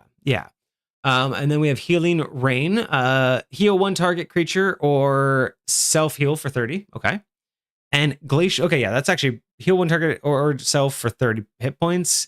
I'd like to see that more, actually, because at the start of any turn, you can do 40 for free. And then you have that 3d8 plus 8. If you use that, you can chunk that between each turn. So, like, on my off turns, I can do that 3 times. Okay. So at the beginning of my turn, boom, boom, boom. Fair. I do this 3 times, and every single one of those, that's theoretically a healing. So I get that additional healing if I choose that other option. So that's a lot of output. Okay, that's fair. So Glacial Seal costs 3 actions. Trap one enemy in ice. Target creature must make a DC 19 Constitution saving throw or become restrained. In addition, they become vulnerable to cold damage until the end of Marl's next turn. All right. I'm assuming they get restrained until the end of Marl's next turn as well. Yeah, they become restrained and vulnerable. I'm assuming that become restrained and vulnerable until the end of their next turn. That's interesting, but I don't mind it. I don't mind it at all. I feel like for 3 actions, I'm debating whether it should last longer. Like 3 rounds? Yeah, 3 rounds or something like that. I mean, there is no save out, though. Oh, right. They must make a Constitution saving throw or become restrained, but I don't know if that means if it were to last longer, there wouldn't be like, you can continue to save out. So maybe do that. Maybe it lasts for 3 rounds, but save ends at the end of every round. Perhaps. Yeah. Yeah. Okay. And there's still the fact, so this is only one of the 2 creatures, right? I like it so far. Massive amounts of healing. Massive amounts of healing. I'm curious, though, if we have figured out any clues as to what spell could you cast, now that we only know one side, what spell could you cast that would really devastate her? Like specifically, because right now we know that a spell, if they fail their saving throw, would kind of just... And I'm wondering, is it like, are we thinking like Hideous Laughter, like Tasha's Hideous Laughter? Or is there a spell that I don't know of that would like tank someone's... Field? I mean, Anti-Magic Field would, yeah. I mean, that basically tanks her completely. If you did Anti-Magic Field like or Tasha's Hideous Laughter, basically anything that ruins a spellcaster. Like anything Silence. Yeah. Well, these are all innate. None of them really require components specifically. Yeah. So it would have to be Anti-Magic Field or Hideous Laughter. Anything that basically stops a magic caster from casting. Yeah. Because it's not about concentration. It's simply about being able to cast a spell. So Anti-Magic Field might be the way. That's kind of what I'm thinking. I mean, the only other option, because it's kind of a go-to for shutting down any fight, is Banishment. But that's usually only super effective if they are from another plane of existence and they'll stay there. Yeah. Because if they're from here, then they'll just come back in a minute. So unless they're able to... Anti-Magic Field, no, I think that's it. I think that's the only major one that would really shut it down. There's like a globe of invulnerability that like traps you inside of it, and I don't know if magic can pass through. Remember, it does require them to fail a saving throw for the strat to be over. Yeah. Because there's no way to there's no insta spell that I know of that would like separate them, because it's all beyond 60 feet. So you could try to separate them, but I don't know a spell that does that. Oh, Anti-Magic Field is a self spell. Oh, so that doesn't work. It would need to be a save. What's the other one?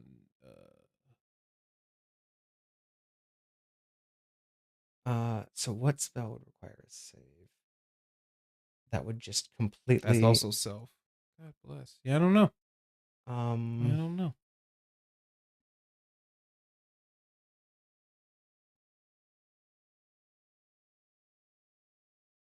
That one doesn't even require a save. Silence. Even though that wouldn't do anything. Blindness? Deafness? Can't see your target? No. I mean, no, but it's supposed to be... Well, I'm assuming it's after both of them. So maybe we'll get more clues. Maybe we're not going to get this, but it's basically a massive healer. So yeah, the only thing that I was noticing here, outside of the massive amounts of healing and the fact that it's all ice, is I keep seeing the consistent 60 feet, right? So I see that there's obviously spells, but you can't stun them. So you can't stop them from taking their turn. You could restrain them, and theoretically there's nothing stopping you from incapacitating them. True. So what spell are we thinking that would do that? Sleep? Hold person? Hold person, hold person, sleep maybe. I don't know if there's... Hold person is still save ends. Sleep would suck, but sleep requires a certain number of hit points unless 2024 has changed some things. That's true. Your hit points are too big. Especially at the beginning of the battle at 300 hit points. Because they don't require material components. So, I mean, haste doesn't give us much to go. Like that's not really, a big thing. I mean, 60 feet. We're talking about, again, I'm trying to think of what spell would specifically stop her from being able to cast or heal. You know what I mean? Like I'm trying to get creative. Like, is there a spell that would turn all the healing into damage? But I don't think that works. I feel like there's something that like flops necrotic damage or something like that. Necrotic and healing or something. Or like necrotic damage will heal and healing does necrotic or something like that. I don't know. All right, Foxer. I don't know. I think we're stumped. We still haven't seen the other stuff yet, so I think reading the other one might give us some perspective on what this might be, because it could have something to do with like a combination between the two. But that version's outdated. So there's another version. There's supposed to be 6 legendary actions.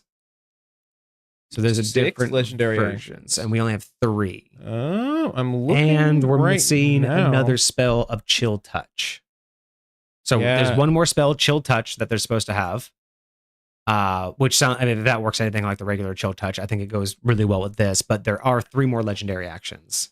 Okay, I'm not seeing that in here, but I will check back in the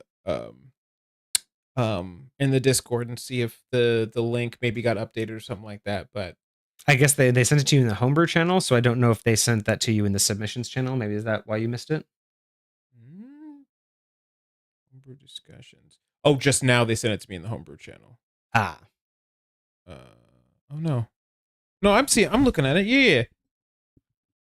Chrono. Yeah. All right. I'll take a look at that. So we'll have a couple more legendary actions. Okay. If you want to post those in chat real quick so I can read them up, but yeah, I'm kind of stumped. At least we only have seen one of the 2. It would have to be a spell that either tanks tanks healing, tanks spell casting.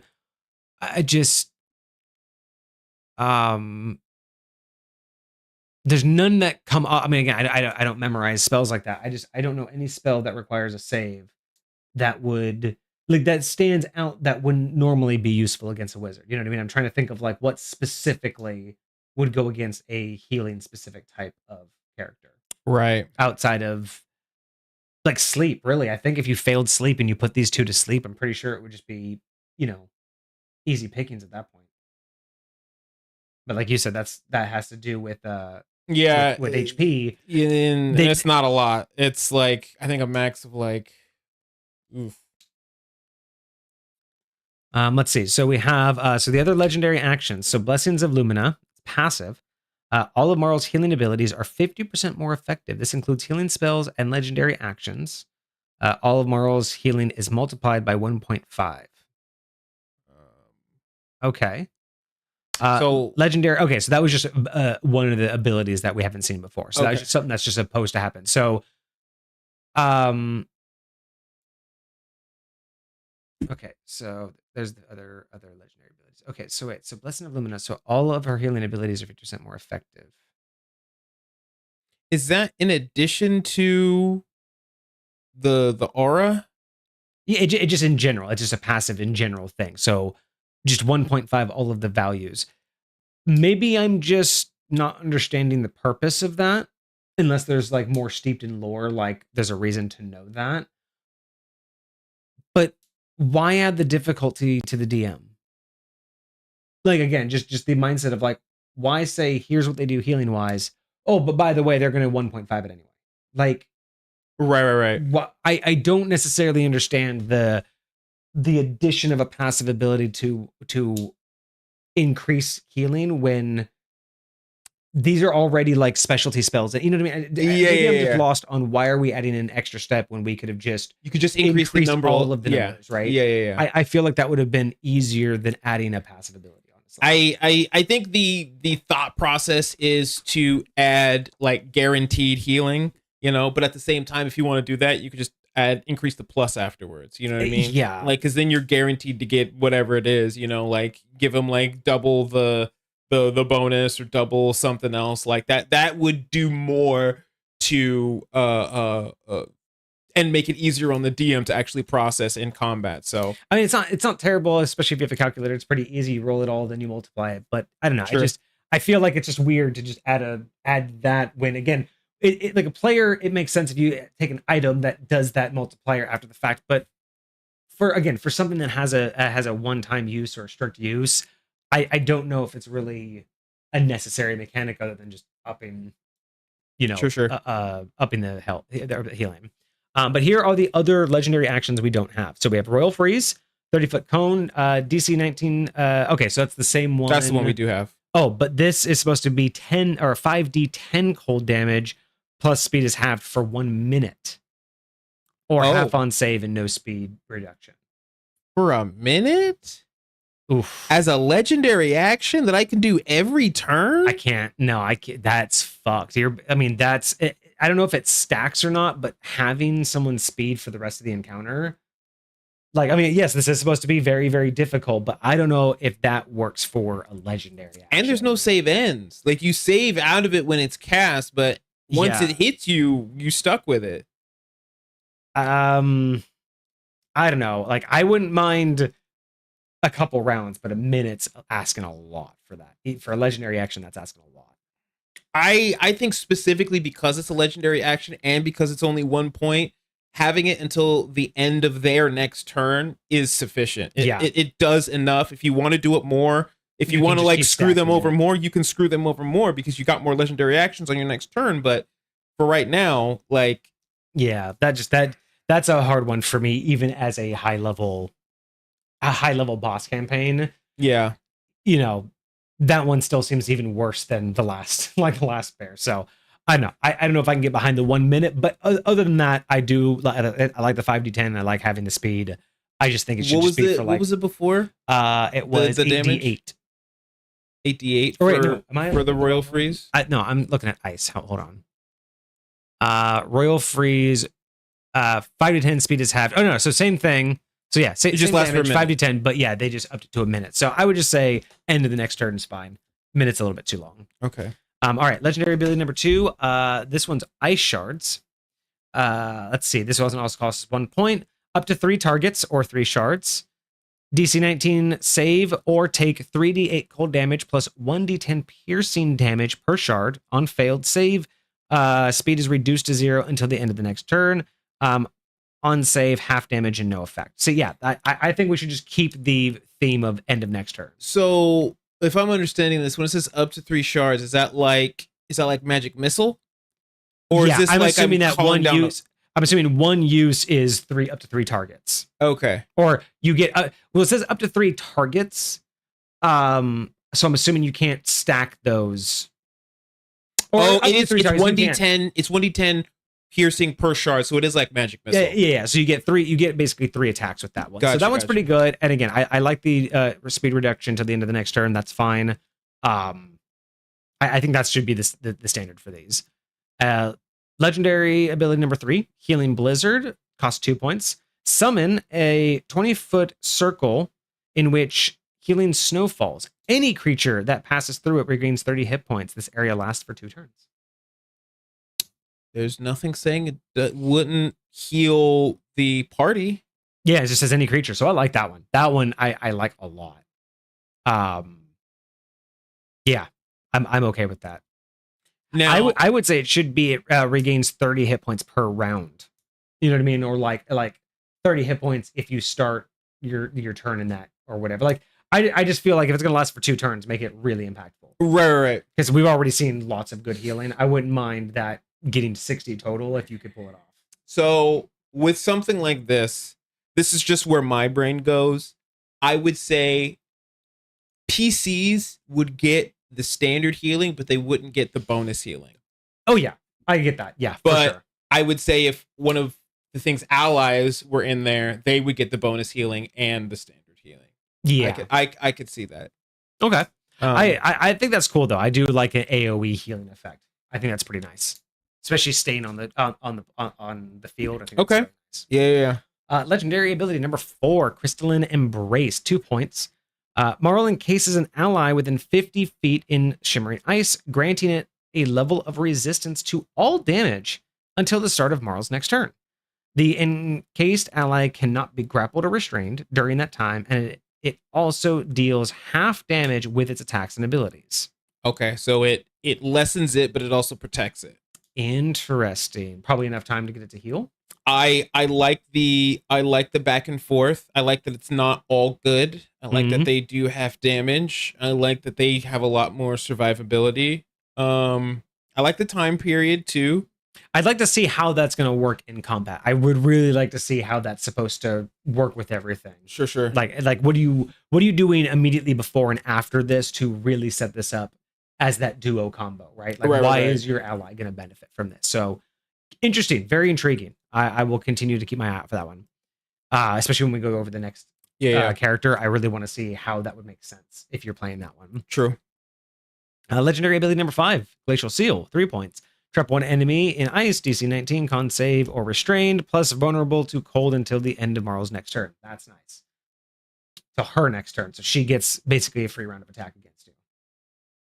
Well, not a free round, but she gets to use it on her next turn. That's the restrained one? Yeah, that's the Glacial Seal. Okay. Looks like it's the same as before, but I do like that. Okay. No problems there. Legendary ability number 6, Snowfall Delay. 3 points. Choose 3 points within 90 feet from Marl. At the end of the next round, any creature within 15 feet from that point must make a DC 21 Constitution save or be frozen in place, incapacitated, and become vulnerable to ice and bludgeoning damage until freed.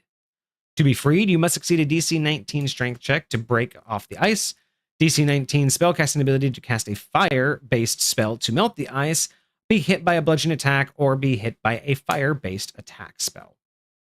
Or a fire spell. The rest that's missing are number tweaks that would be it. Okay. So does that mean the DC 19 spellcasting ability, I can cast anything as long as it has fire, and as long as I pass a spellcasting ability check, that it will succeed? I am assuming yes. Interesting. Okay. I like those. See, that fleshes it out a whole lot more. I like those, except for the 1 minute. I feel like that rounds out the character a lot more. Okay. I'm still not seeing what one spell would just like ruin this strategy though. But again, I don't really know what the full strat is yet, other than just keeping the other character alive. And the only thing that you can really do is cut her off from her magic. Like I'm kind of lost on it. I'm also and Chill Touch. I'm also happy that Healing Blizzard costs 2 points now, so you can't spam 3 of those every round. Yes. The Healing Rain used to be able to just like boom, boom. Granted, it's only one target, and here it's multiple targets, but I'm glad you can't do multiple of those. I do like I do like it as an AoE more. Yeah, agreed. Okay. Sweet. I think that's everything that we got. Just scrolling back through.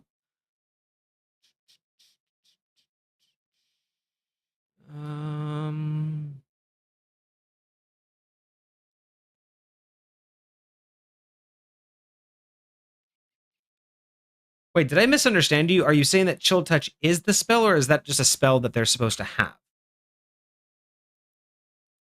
Is that what I got wrong? That I misunderstand what you were talking about?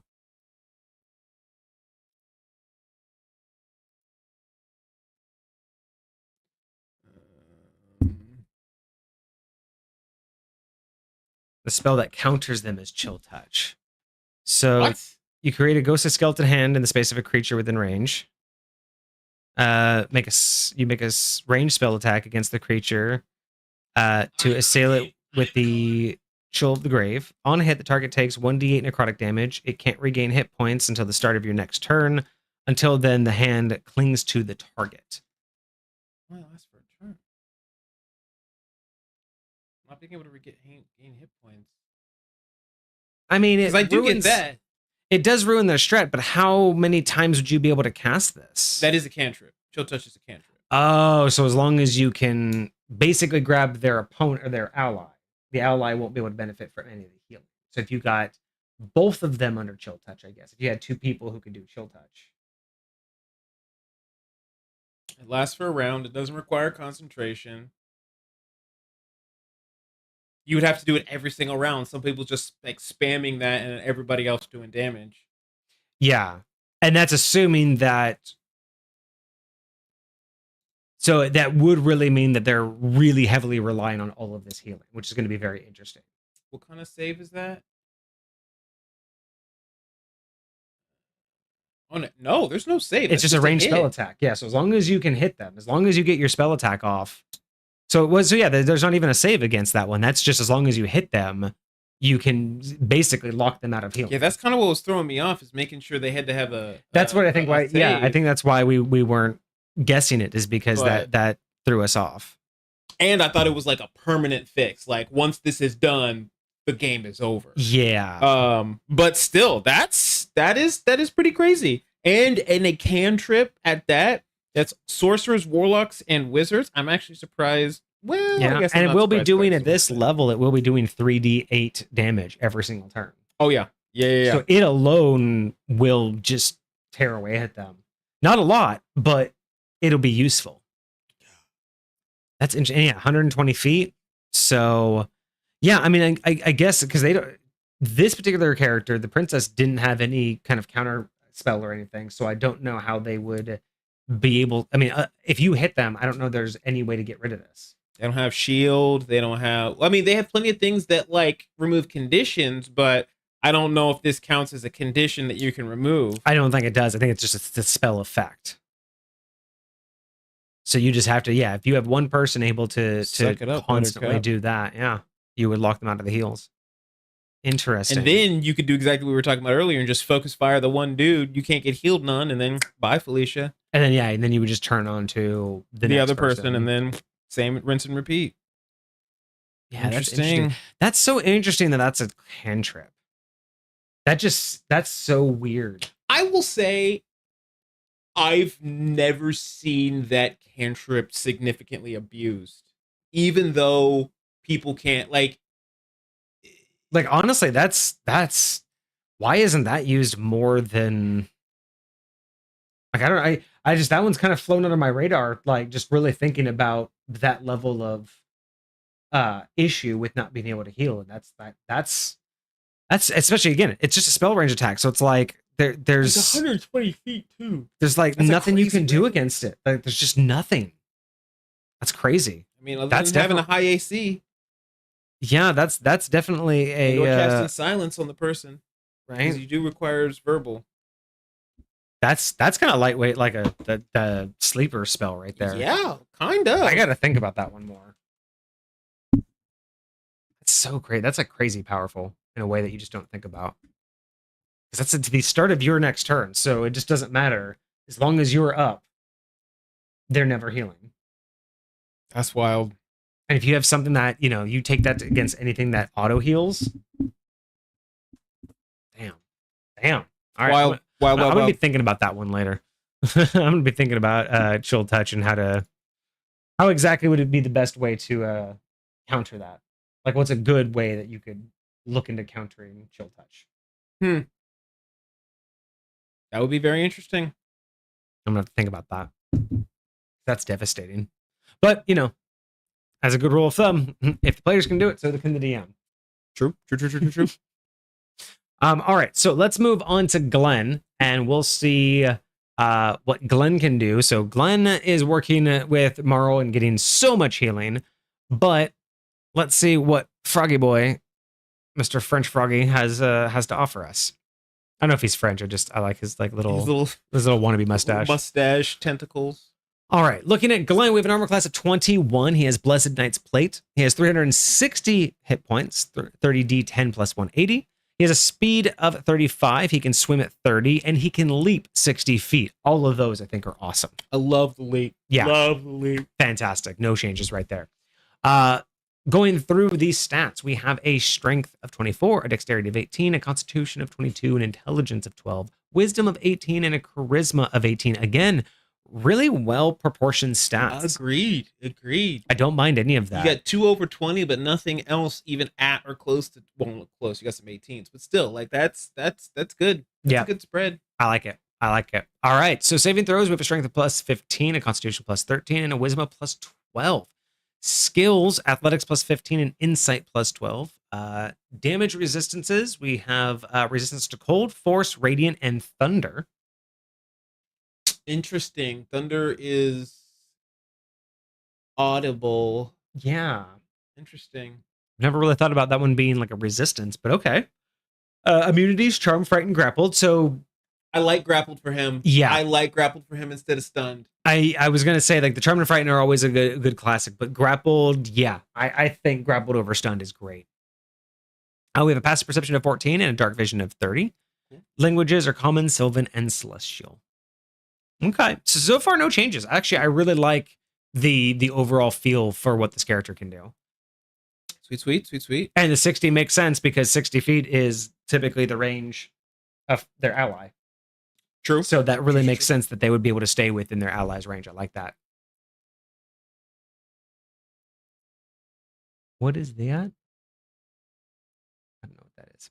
All right. So abilities. Amphibious. Glenn can breathe air and water. Makes perfect sense. Heroic presence. All allies within 10 feet of Glenn have advantage on wisdom saving throws and death saving throws. So they both give advantage on death saving throws. I thought that was only going to be a one-sided issue. Very interesting. But I do like that Meryl also gets it. Yes. So I do like that they both have that option. Blade of Sirius, it's a magic weapon. Glenn's sword attacks are considered magical and deal an additional 3 or 1d6 radiant damage on hit. I don't have any problem with that either. Cool. I mean, it's kind of similar to their healing bonus. They get extra healing, but this is only just 1 instead of... Oh, it's additional 3. It's a 3d6. Oh, or it's 1d6. Yeah. I thought it was 3d6 for a second. No, 1d6, but yeah, average of 3. Okay. Well, I'm definitely expecting a lot more damage output, so we'll see what we can do here. We have multi-attack. Glenn can make 2 attacks with their hero blade per turn. You prepare Glenn's legendary actions. Yeah. Let's see. Fox is going to prepare the legendary actions in case they're also missing off this one. That makes sense. Perfect. All right. So you can make 2 attacks with Hero's Blade. Hero's Blade is a melee weapon, 15 to hit, reach of 5, 1 target, 26 or 3d12 plus 7 slashing damage and 2d6 radiant damage. Okay, I'm liking the extra radiant damage. I don't think a lot of PCs tend to think about that damage coming at them. Interesting that it's only 2 attacks, though. I was kind of expecting 3 attacks. Right? There are a lot that can do those as well, but they will probably have legendary actions, which kind of makes up for that a little bit. So yep. Well, and also think of haste. Yes. So that's going to mean that's 4 attacks. Yes. So, we'll be... Very true. I still don't mind 3 attacks, but 2 attacks with haste is definitely going to be devastating. Technique. Glenn can only use 1 magical technique per turn. Their save is a DC 19, and the technique attack bonus is a plus 10. So Slurp at will. Healing technique. Heal 1 creature, 2d12 plus 10 hit points. So they're both healers. Okay. I would, because of the way that I just understand how a frog's tongue works, and because it's Slurp, I really want that to say, and drag or pull your ally up to 10 to potentially 15. Reposition them in a beneficial way. Yeah. Okay, I could see that. Yeah, I could see that. I would absolutely like to see you be able to move your ally as well. All right, water at will, range technique, plus 10 to hit, range of 60, 1 target, 8d8 cold damage. The target must succeed on a DC 19 saving throw or be pushed back 10 feet. So see, again, I think if Slurp had pulled your ally, that would have tied right in just fine. So I don't mind that, a ranged attack with the cold damage. So here's something that now I'm starting to think would have been a unique crossover, because the water attack does cold damage. I would have liked it to not have done its own cold damage. I would have liked this attack to do its 8d8 and can be pushed back. But I would love for it to give the target a counter or a condition, like the wet condition or a counter of water. And for every counter, and the counter will last like a round or something.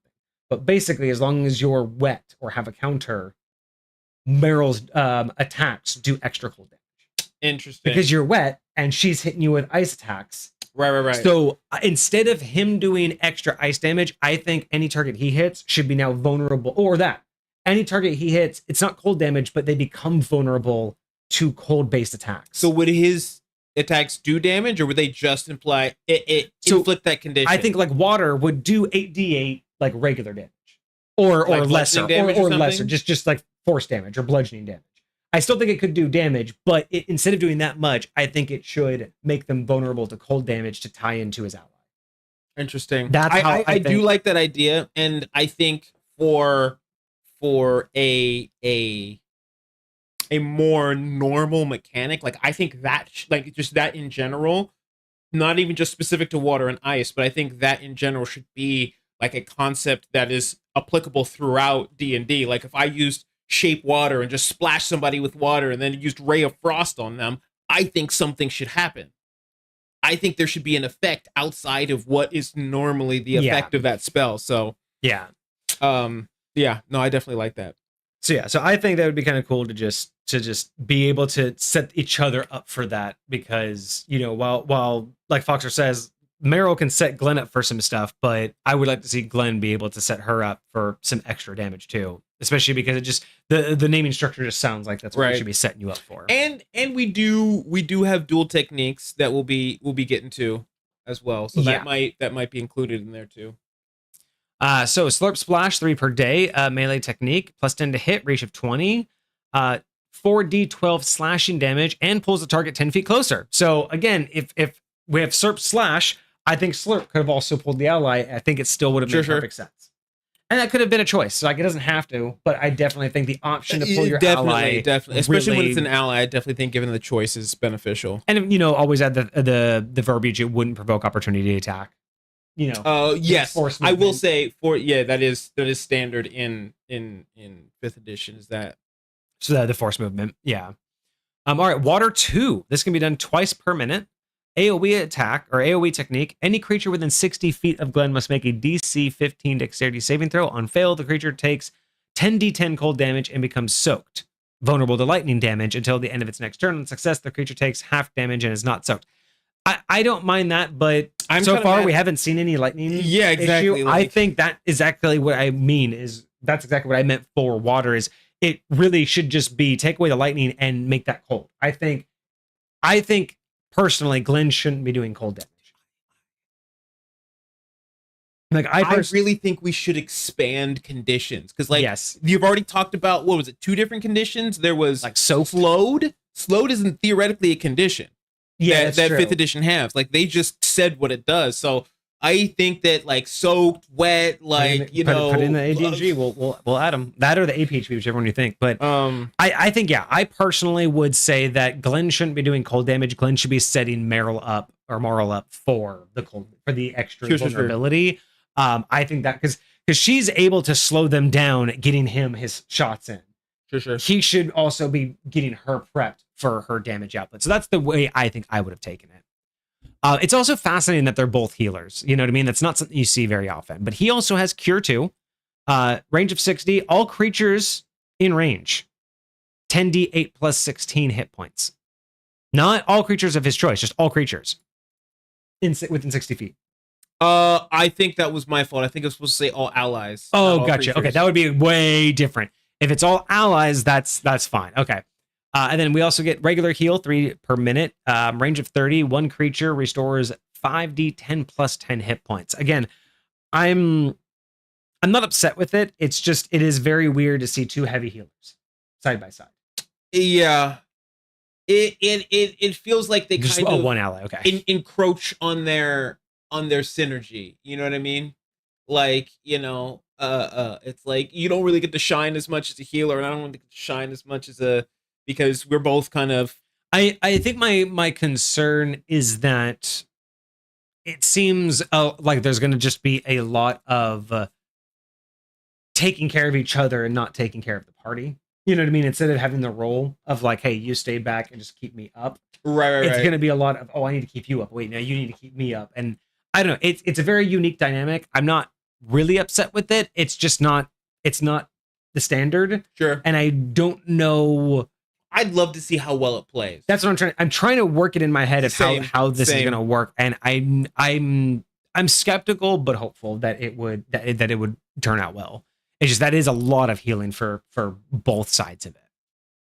And it's not just, it would be one thing if, say, Glenn could heal himself, if he had self-healing abilities and Merle was the group healer. That would make it a little bit different and a little bit more of a tactical advantage, right? Right. But the fact that they heal each other, I think, is the oddity that I'm seeing. For sure. But we move to Aerial Strike. This is a ranged melee technique. We get 3 per minute. Glenn leaps at a target and strikes from the air, choosing a creature within 60 feet. That target must make a DC 15 dexterity saving throw. On a failed save, that target takes 6d10 force damage, or half as much on a success. Glenn lands in an unoccupied space adjacent to the target. That's pretty dope. I don't mind it. I'm wondering, though, because it's force damage and it's like from the air, because it's not really like with their weapon, right? I'm curious. I'm wondering if it should do like you have one target, but it has like splash damage. I was thinking like you choose an unoccupied space and then you just do a little bit of AoE damage where you land. Yeah, that's kind of what I was feeling it should be. I wouldn't mind that. Yeah, especially if you're landing in an unoccupied space. Yeah, or like unless the articulation is, hey, I jump up in the air and I like cut you with something. Because what kind of damage am I doing? I'm doing force damage. So, yeah, so I don't know if it's like I jumped up in the air, like I bounced off of you, like I hit your face and kicked you, and then I. Oh, right. Like, I don't know if it's that, but yeah, I wouldn't mind. I wouldn't have been mad if this did AoE. I'm not saying it needs it, but I wouldn't have been mad if that did AoE. Agreed. But we do get Frog Squash next. All enemies in a 60-foot radius from Glenn must make a DC 15 dexterity saving throw. On a fail, each enemy takes 12d12 plus 30 force damage, or half as much on a success. After using this technique, Glenn gains 30 temporary HP from their inner resolve. This technique can only be used if Glenn has less than 25 HP.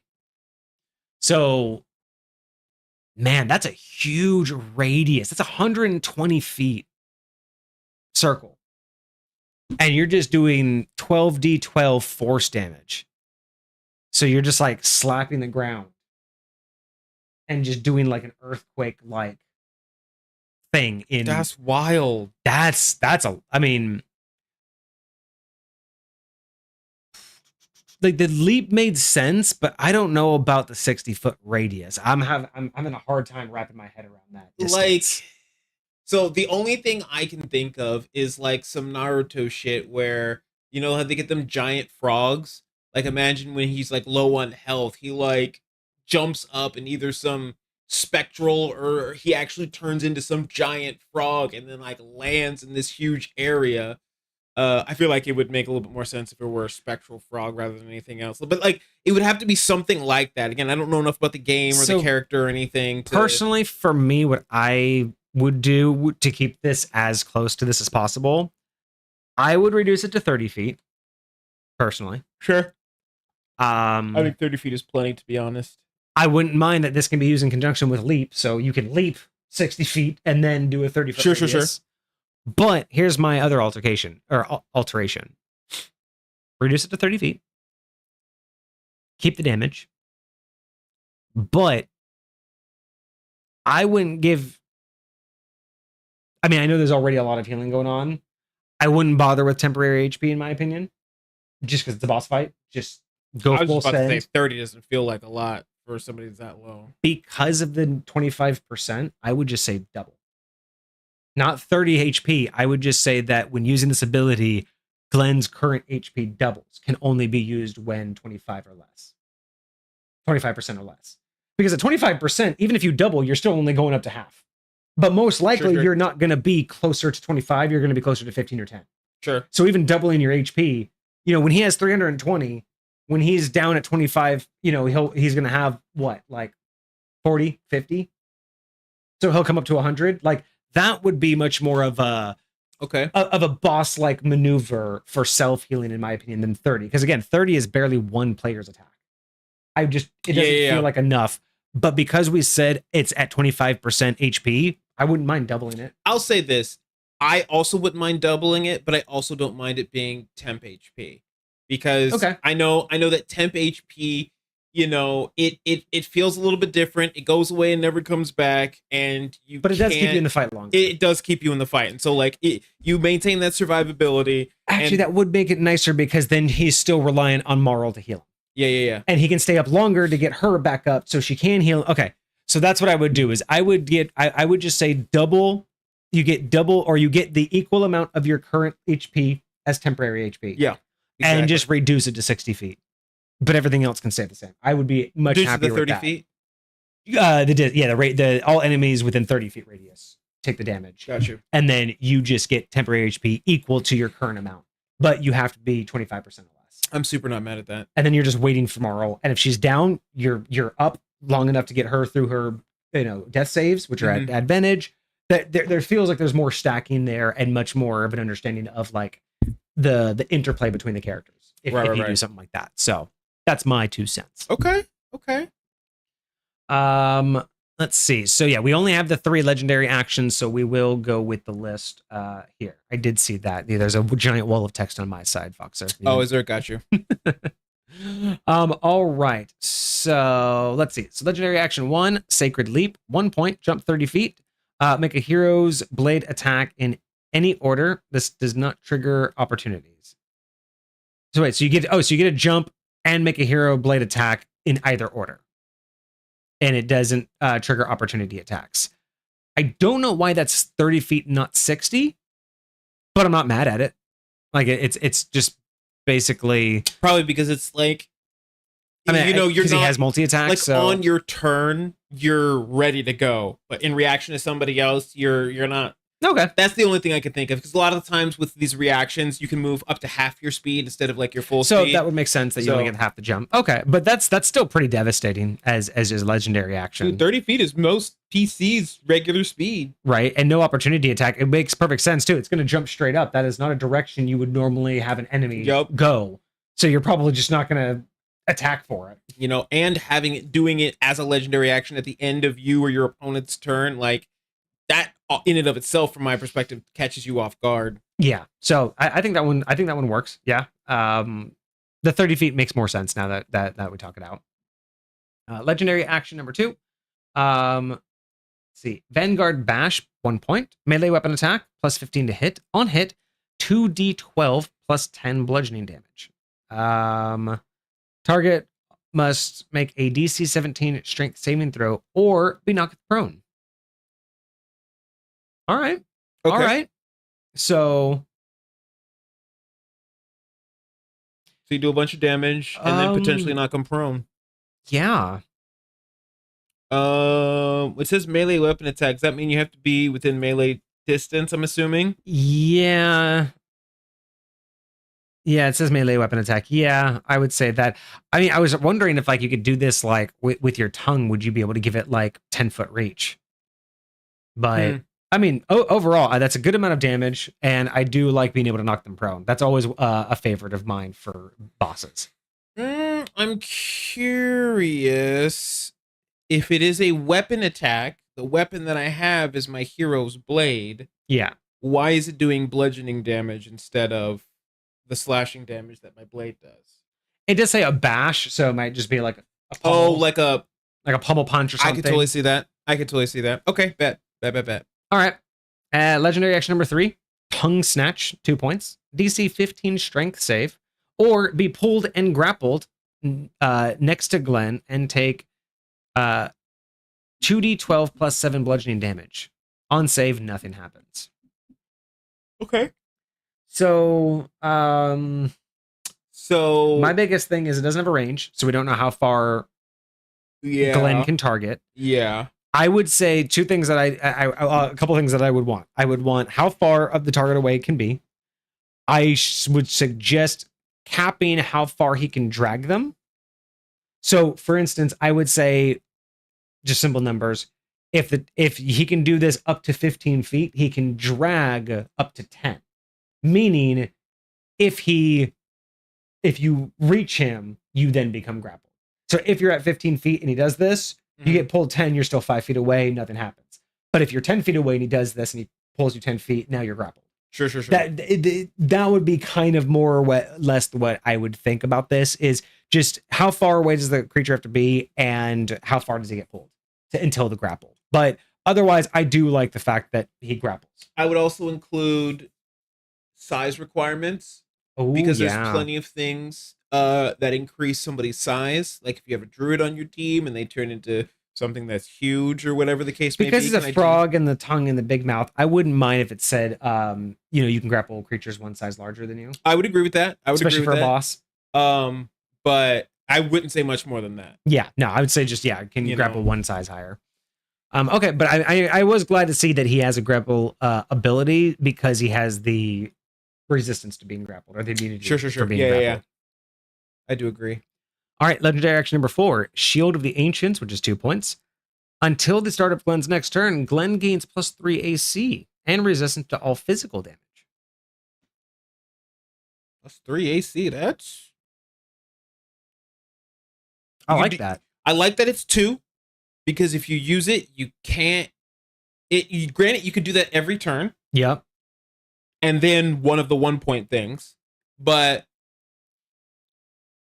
yeah, you would have to sacrifice doing some other things. You would have to sacrifice your tongue snatch. You'd have to sacrifice the 2 that are costing 3 points that are next in order to do it. So yeah, I'm not mad at that as far as... But that on top of what Marl can do, that right there is one of the more clutch like duo abilities that they could keep spamming each round. Okay, so number 5, Frog Flurry, 3 points. Glenn makes 4 rapid sword strikes, choosing between any targets within a 30-foot radius. +15 to hit, 4d12 slashing, plus 12 radiant damage each. You've seen Psylocke's ult. Yeah. This reminds me of that. This reminds me of that. Where you just like to a bunch of people within a certain range. And that's kind of wild. Okay. Yeah. No, I mean, that one's pretty good. I'm here for it. I see, again, I like that this one's a kind of a 30-foot radius, so he just kind of has to stay there. But I do like how he has to attack for each of them, though. Mm-hmm. Yeah, instead of it just being like one target. But I also like that it doesn't indicate that it has to make one target, like any target. So he can just go up to one, or he can go between. I mean, you got plenty of spells that are like that, like Scorching Ray. They can split between different creatures. So it's rare to see that from a melee attack. Very much so. So I appreciate that. Okay. And then the last one, legendary action. Let's see. So Hero's Judgment. Glenn makes 2 Hero's Blade attacks with advantage against a single target. If both hit, the target must succeed a DC 18 Constitution saving throw or be stunned until the end of Glenn's next turn. So, interesting. So he makes 2 attacks with advantage. If both hit, you're stunned. I like if both hit, they're stunned. That is pretty dope. I like how hard you're making it for him to miss one of them.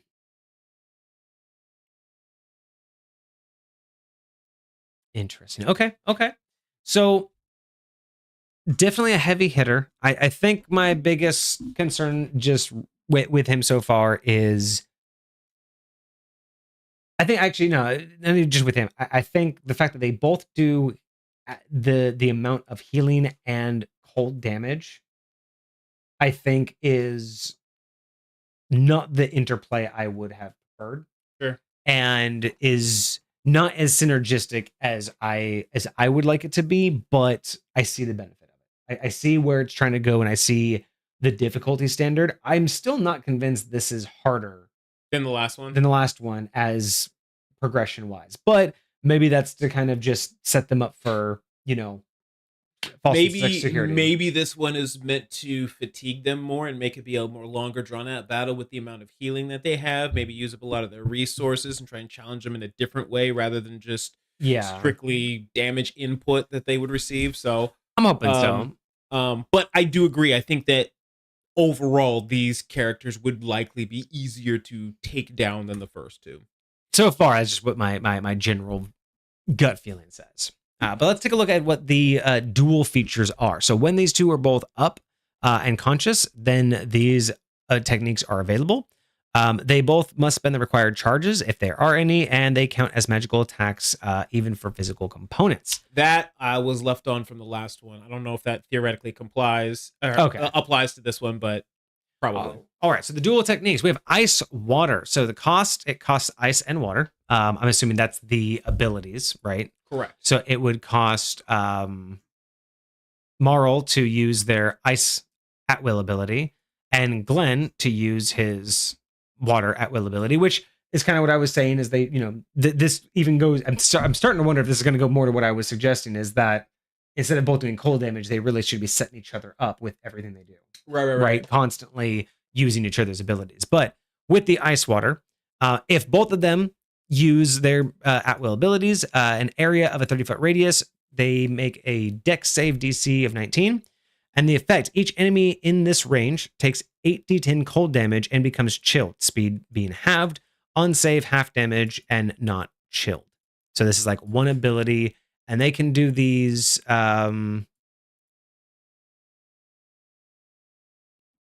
So I guess they can just do these on their own turns, because it doesn't really say when they can do these. So I'm assuming that's like on either of their turns they can do these. I think we tried to hash this out last time because this was the same situation. Like the way you have to do it is like on your respective turns you can use these abilities, and if you use these abilities on your respective turns, then this additional combo ability technique happens. Occurs. Gotcha. You know what I'm saying? Okay, so if they both hit the same target with water and ice, but see, this says each enemy in range, so it's almost like it's its own ability though. Yeah, it's like, so it's almost like one of them has to activate it and then use the others, but because they're both like, so it would probably be like, hey, on my turn I'm going to activate this but not choose a target, and on your turn you're going to activate yours, and then this thing will occur. But my question would be, at that point, where would it occur? Where would it occur from? Like, the last time we actually had to articulate, it originates at X, Y, and Z point. It originates at Chronos' point. It originates at this point. So both waste one action to do the combo. Right, but like you say they waste an action, but if Meryl goes and then it's Glenn's turn, so basically it always has to happen on whoever goes first, because they're wasting the other person's like action point. But that doesn't make any sense because these are at will powers, so they're not wasting an action point, because if they're not on the same turn, right? If one's on initiative 2, the other's on initiative 5, if I waste his at will power on my initiative, then on his turn he's going to have it back. So it's not really wasting an action on anyone's point. I think what it means is like, so say if one's at initiative 2 and one's at initiative 5, right? On initiative 2, I waste mine, as in I spend it on this thing without doing anything, and then on his turn, because I spent it, now I have the opportunity to do a dual technique. Right. So then so then it would be like on the next person's turn. Yeah, it would be on like whoever's second. That's when it activates. So with Meryl, you have 2 actions, so you can save one for Glenn's turn. So yeah, whoever's first, so you can only ever do these on the second person's turn. Yeah, that would make sense. That's a better way to describe it, is that they can only be done on the second person's turn. I see the mechanical limitations there, but I would much prefer a different method, especially with 5th edition having so many counters. I mean, how many classes have X number of times equal to your proficiency modifier? Like, it would have been, I think, easier for both of them to just have tokens, and they can spend some sort of action economy that they have. I feel like it would have been easier than just saying this person doesn't attack this round, so this person can do this. Because also, without a rotating initiative, it just means that one of these characters has these abilities at the sacrifice of the other. So yeah. I would like a better way for these to happen. I just don't know how that is. It would either be its own action economy or even like its own legendary reaction kind of thing. I feel like specifically because these are legendary creatures that have legendary actions, like using these as legendary actions, theoretically, like just taking a point of legendary action away from them for this round. Because that would be even fine, because then either of them can use them, but you're taking a legendary action for both of them for this round. Yes. I wouldn't mind that. And then you could even activate it as legendary actions get activated at the end of these turns, so you're not as worried about action economy and like what piece of action economy they're taking. Yeah. You see, yeah, that would make more sense if it was more geared towards like action economy. Because the way I look at it is, if for this one in particular, ice and water, imagine first person goes, some people go in the middle, and then before the next person gets to go, boom, at the end of this guy's turn, we both use one of our legendary actions. We cast fire and water at one specific target. Yeah. And then from that point, boom, that's where the radius comes out and all of this damage happens. So like, yeah, and so Fox are saying like basically anyone can use it, you're just basically taking away the other person's action. So if Meryl goes first and she uses it, then it steals Glenn just won't be able to act. And again, I'm not a fan of that. It messes with action economy and initiative in a way that sure to me is basically saying that feels a little off. It just kind of it makes initiative not matter. In the sense of if I'm stealing their ability, it does mean that they're actually they're going earlier than they should be able to. And without having like a commander or an ability that really shifts initiative, I'm not as comfortable with that idea of just being like, hey, I'm going to use you and your future ability.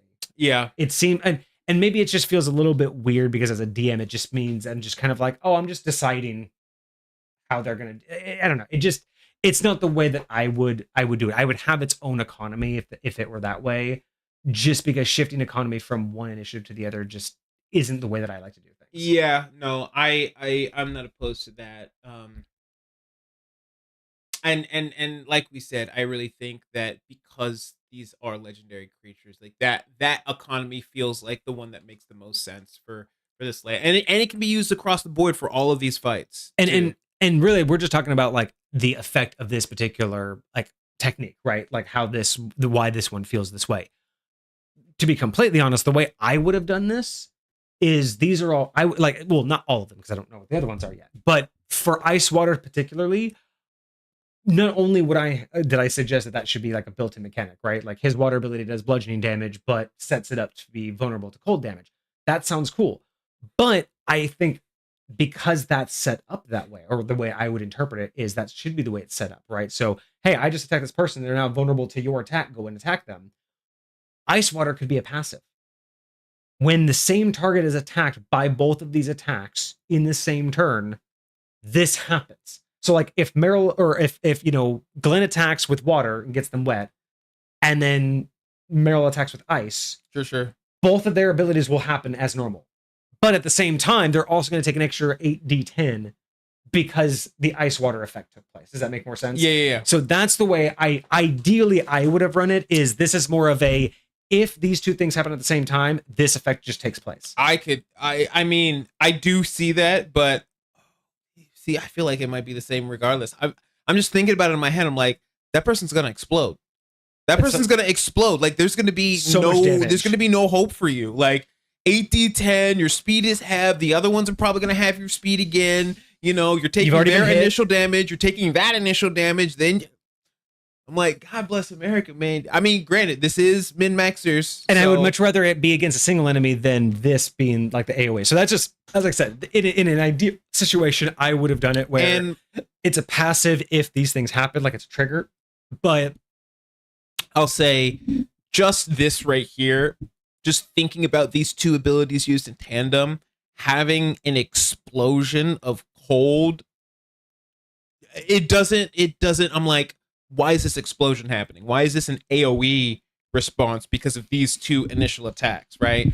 Right. So like it's fine, but and it to me it just feels a little bit out of place. And what's also interesting too is like, so 8d10, right, to the entire party versus let's see, 8d8 to a single person and 8d8 to a single person.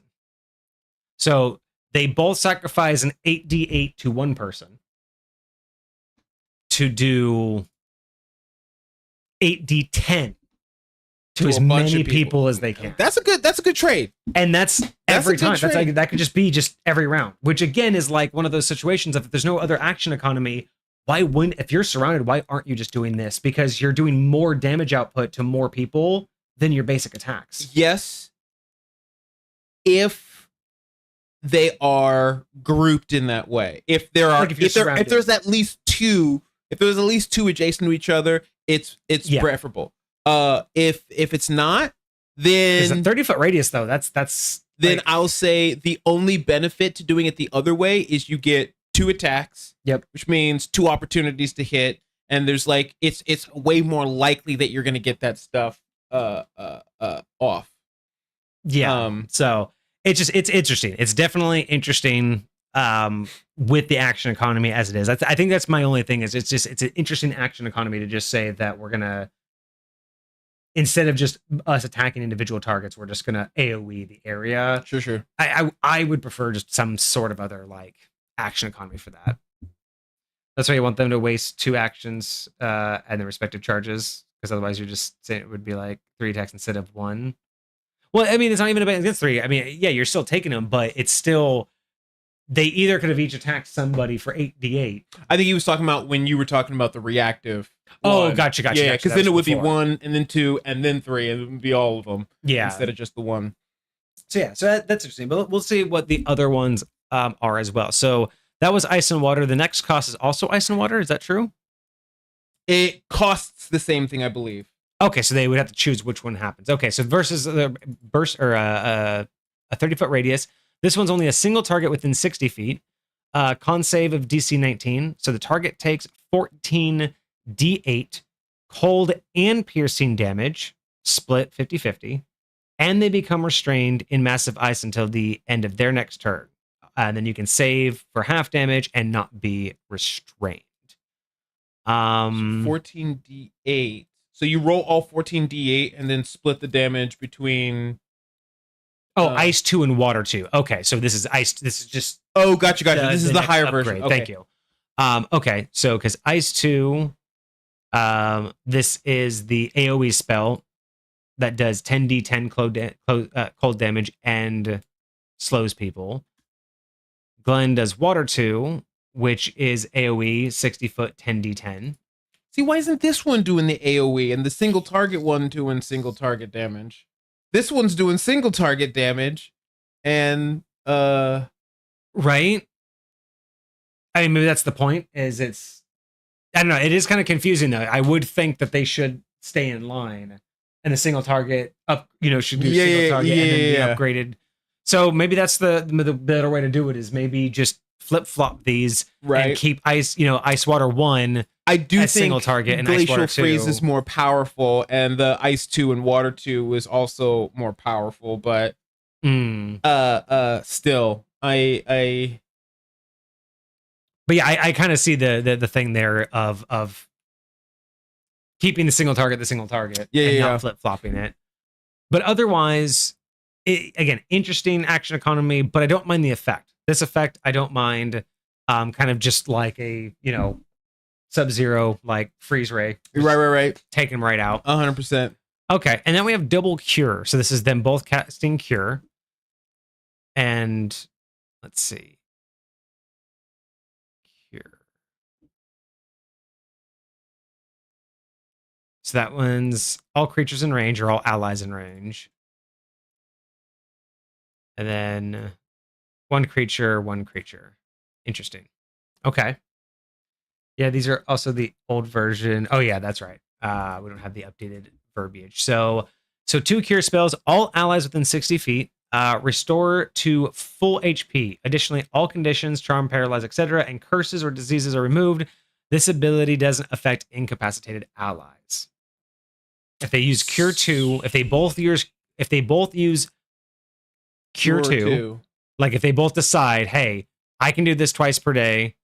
We can both do this twice per day. So basically, twice per day, they can choose to come to full HP and remove any and all conditions, as long as they're not under the effect of Chill Touch.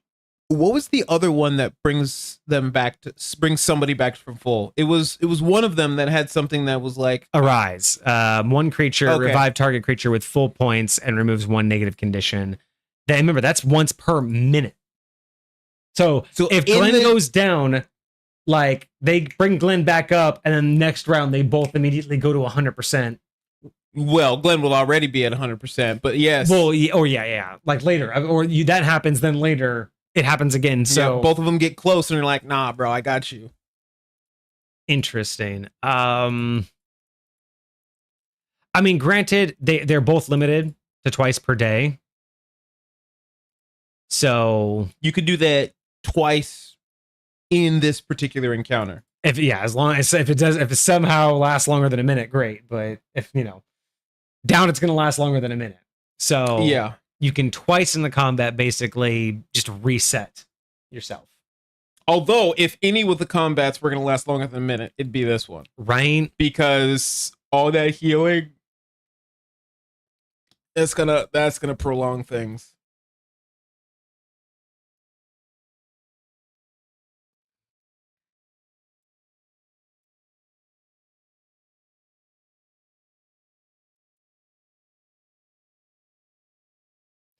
I mean, I'm not super upset with it. It's just whenever you give that opportunity to basically just reset the entire battle for one side, there's I would say, so personally for me, I'm not a huge fan of especially an ability that comes this quickly, because again, it's only twice per day.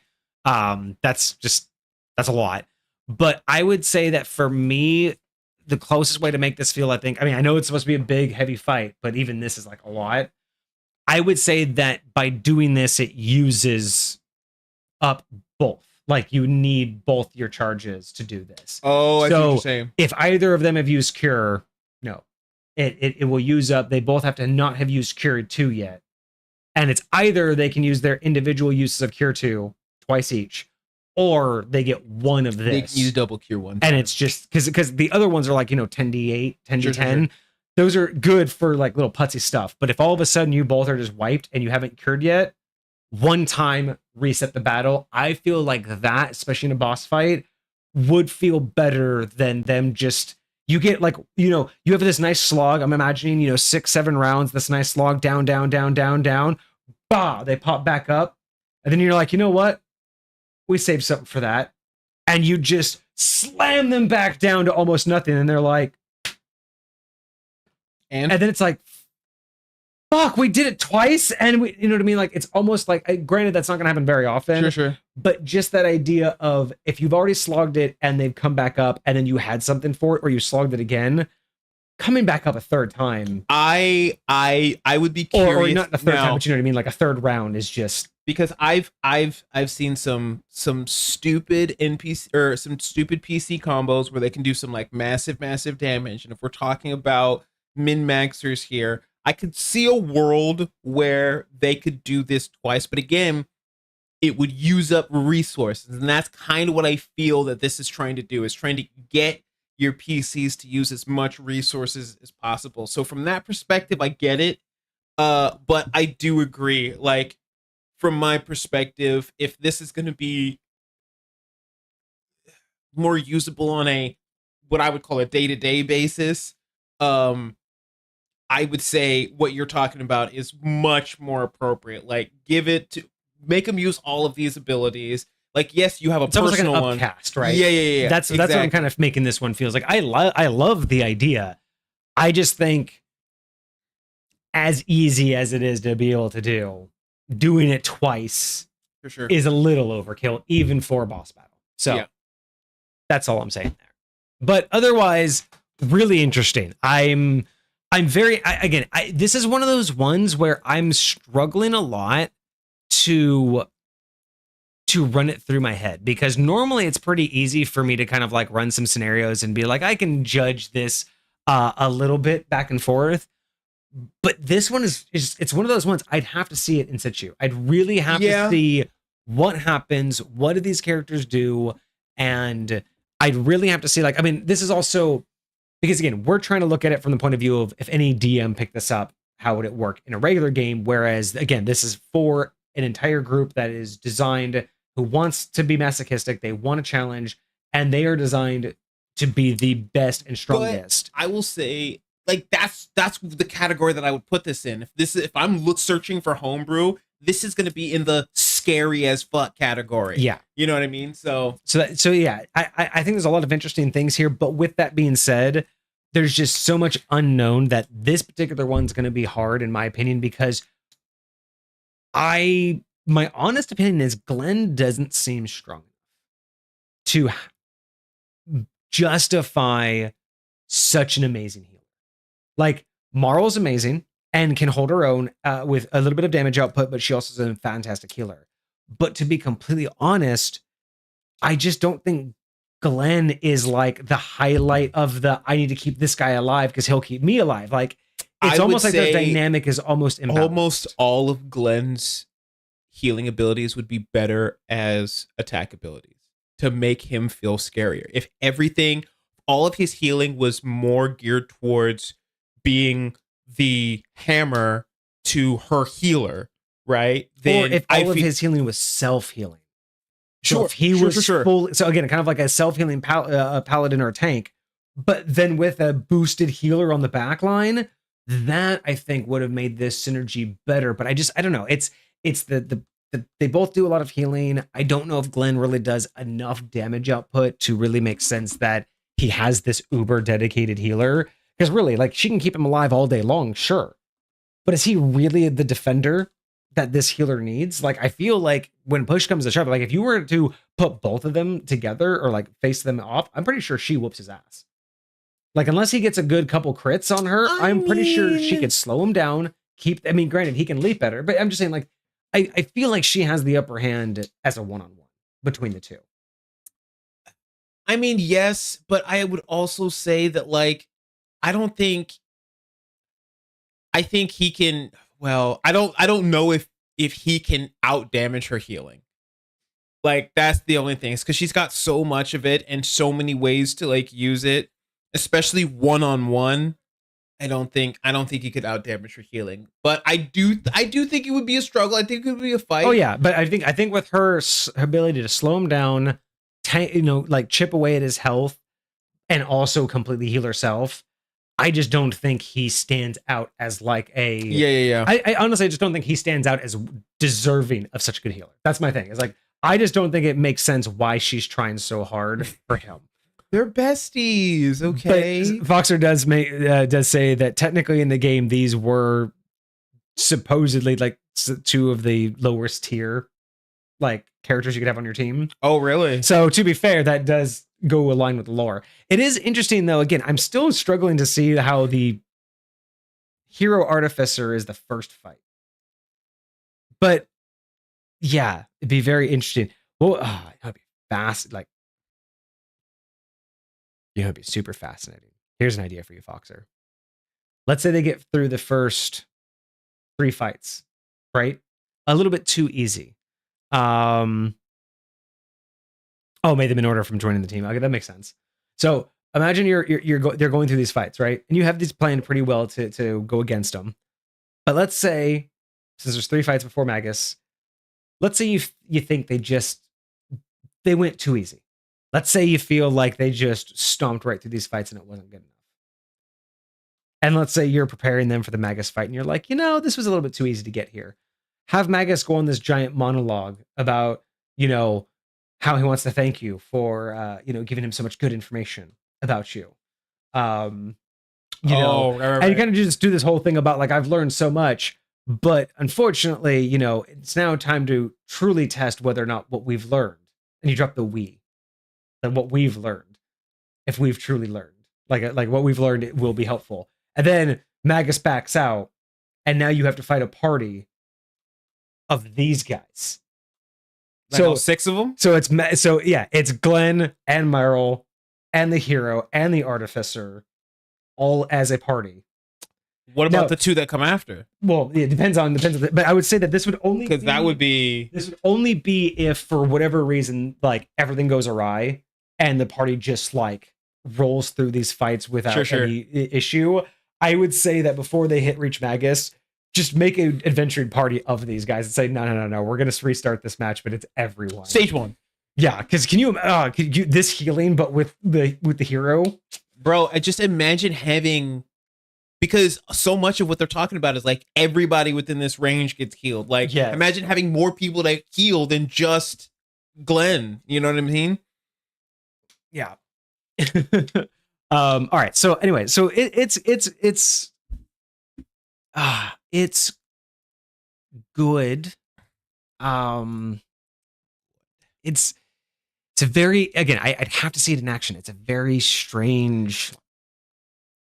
It's a strange symmetry. I will say that. I get what you're saying. I will say for me, I love so many of the things that I've seen in here. I love the direction that it's going, the direction that it's moving. You know, I think like overall balance wise, I don't think it's too crazy, but it's I agree with you. In order to understand truly the vibe in which this operates, I would really want to see it in action. I would really want to see how a party would address these things. I need to see like, yeah, the accumulation of a varied party and their abilities. Because it's one thing to think of like, how would these guys go up against a melee attack or a spell attack? But that combined aspect of all of those things coming at these two, it's hard to know if these two would just fold or if it's one of those fights where it's like nothing's working. Like, what's that one spell? Is it Force Wall or something like that? Where a lot of times you can actually change the shape in which this wall is created, and you can create it in a cylinder around them. Imagine if you like just did that to them and trapped them in there. It's not prismatic wall. Wall of Force? I feel like it's Wall of Force. The Wall of Force brings into existence, pierce, horizontal, floating, theoretically turn it into a sphere if you wanted to. Inch thick. Nothing can pass through the wall. It's immune to all damage. Can't be dispelled. Disintegrate spell destroys it. Oh, but it doesn't do any damage, actually. I thought one of these did damage to people. I mean, I will say that just quickly looking over the last fight, overall, they do a lot more damage output.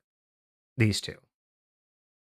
The hero and the artificer? No. Glenn and Meryl, like on average, their attacks have, more. I mean, I'm, like looking at, like the hero, I mean, 66 radiant damage, 2d10 plus 7, 3d12 plus 7. And you're looking at the artificer, doing 8d8,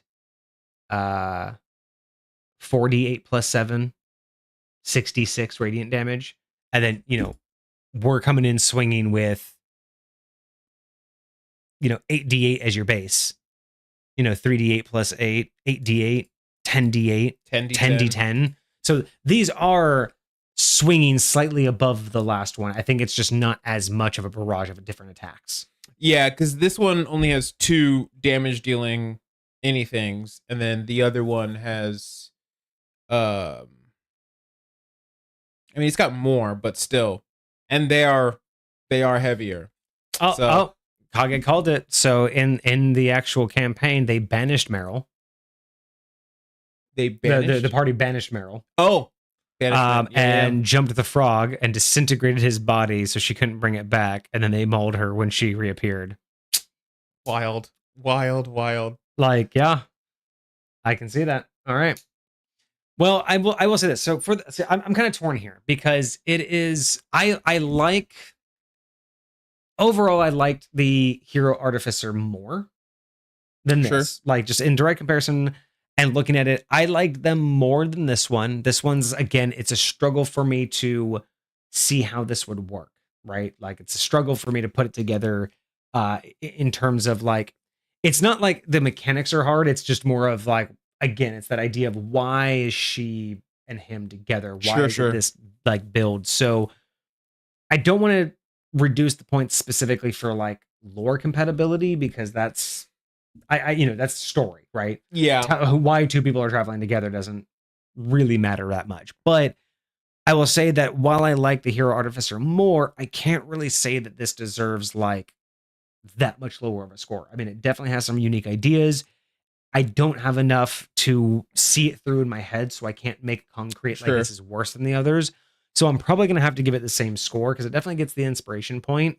I would say that when push comes to shove, it's probably less compatible than the previous one, but they both have about the same merit in terms of their value and in terms of what they're trying to do and accomplish.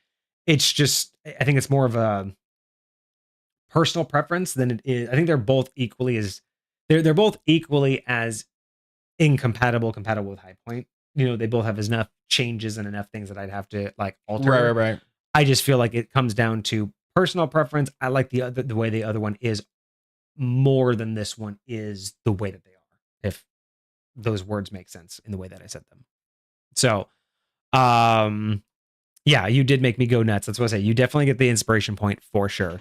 So while I like the Hero Artificer more, and I think it's technically more suited for High Point, in its current form, I will give this one the same score for all those intents and purposes.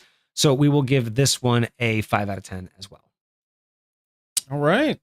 So Magus got a 7, Hero and Artificer got a 5, and we will give the Princess and the Knight a 5. I'm so mad they didn't call it the Princess and the Frog, although it might have some Disney. I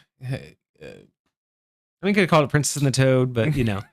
All right. So what does that bring Foxer to average wise? Average is a 6. All right. A 6. Nice. Right? Solid. Above average, we getting it. What is the average of all submitters? Of all submitters? Like what is the community average? Our community average. You really, honestly, Foxer, it was pushing that, but you got me with some of the unique ideas and the inspiration and definitely those tangents. So it was very close to being a 4, but it has a lot of unique ideas. And again, if I could easily play this out in my head and just concretely have the confidence to say, I don't think this would work, it probably would have been a 4, to be honest. But because I can't see that through, because I don't know exactly whether or not this would really synergize against a group of people, because I can't see it working. Sure. And because it really does give me some good ideas, then I'll bring that up to that same level.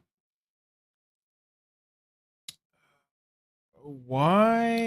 Up next is the extra rules review. That'll be good. Third pair, and then the final boss.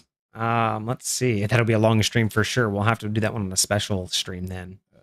Make sure we have the time for it, or we'll have to start on time if everyone shows up.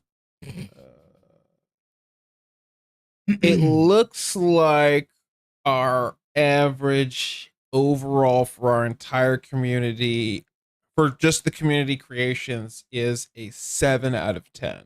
Okay, so community average 7. So being 6 out of 10 is not bad. That's not bad at all. That's not bad at all. Right, it says right in the nice little bell curve, right in the middle. Indeed. All right. Well, Foxer, I hope you enjoyed that.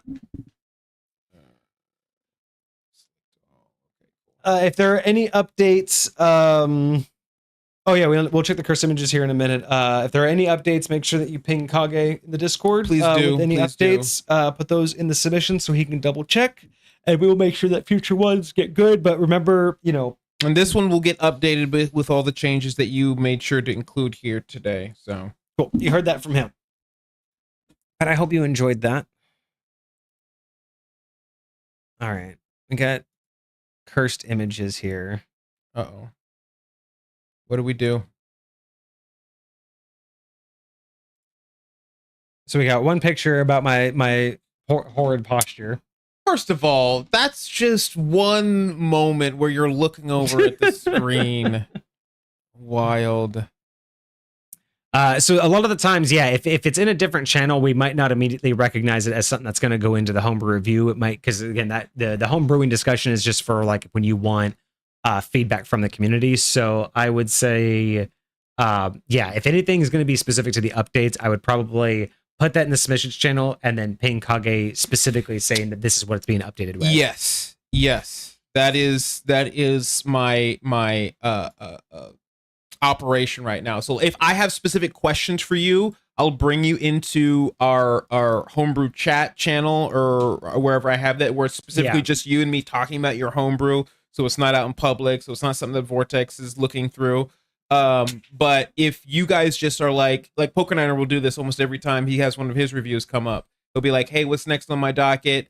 I want to make sure you have the most updated version of it, blah, blah, blah, whatever. And he'll post it in the submissions channel and just ping me. So if you guys want to do that, we can make that happen. But yeah, we should be good to go. And then we have you. This is supposedly when you find out the Aarakocra fly speed. Wild. Wild. I was bewildered. I'm like, how? It has the what? I'm sorry, yeah, I got to go back and like see if I can actually clip that reaction. I was like, God, I'm surprised no one clipped it the day of, but you should go back and clip that. That's crazy. That is so crazy.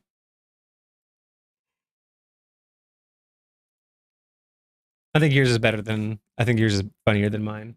That your reaction, like your facial expression in that, is much more hilarious than my bad posture. We need a caption for that mess. I mean, we could do like a I need to clean up. I always say I need to clean up the Discord, and I still haven't. I mean, we could eventually do like a meme contest channel where to meme us. Like we could put that and just be like, caption this. Oh yeah. See, that's eventually why I would like. Excuse me. That's eventually why I would like the Reddit, the subreddit, to kick off someday, to do stuff like that, to do like that meme challenges cool. And just caption this, and I think something like that would be a lot of fun and be really funny. It just, we need the community for it. You need the place for it. I feel that, but we'll get there. Changes are coming every single day. Speaking of which, we have constant changes over on TikTok. So if you aren't following us over on TikTok, you should give us a follow, as well as the Dice Profiler, because we are back. We are up and running, not back up and running. We are up and running on TikTok. The Dice Shop is also up and running, so you guys can go check out all of our current merch on all of our current dice and their accompanying profiles. Hopefully, we'll be getting some more dice and more profiles rolled here in a couple days, actually, once the turn of the month. So, yep. I will hopefully get some more of that. So go follow us, the Dice Profiler, on TikTok and on YouTube. Also, Misfit Gamer Studios. Of course, we post all of, I post daily on there, just random TTRPG content, ideas that I have, and builds that I'm working on. So if you don't hear it here and you want to keep up with stuff that I'm doing in High Point, you should follow us on TikTok. But other than that, I think we'll leave it here. Foxer, thank you so much for the submission. I hope you enjoyed it. I hope you got some good feedback. And if you do make any changes, let us know. But if you're at home and you have any feedback, let us know what you would have done. What did you like the most? And do you agree with any of our changes? But aside from that, we'll be back on Friday. I don't know if we will do more OSR or if we will do a D&D build, or perhaps we will, I don't know, maybe we'll just do something else. Maybe we'll just do another Hangout stream. I don't know. But we'll figure out exactly what we'll do on Friday, and we'll let you know on Friday. But otherwise, I hope you guys had a fantastic weekend, and I hope you guys have a great week ahead of you. But we'll see you guys on Friday. Cheers. Deuces, my friends.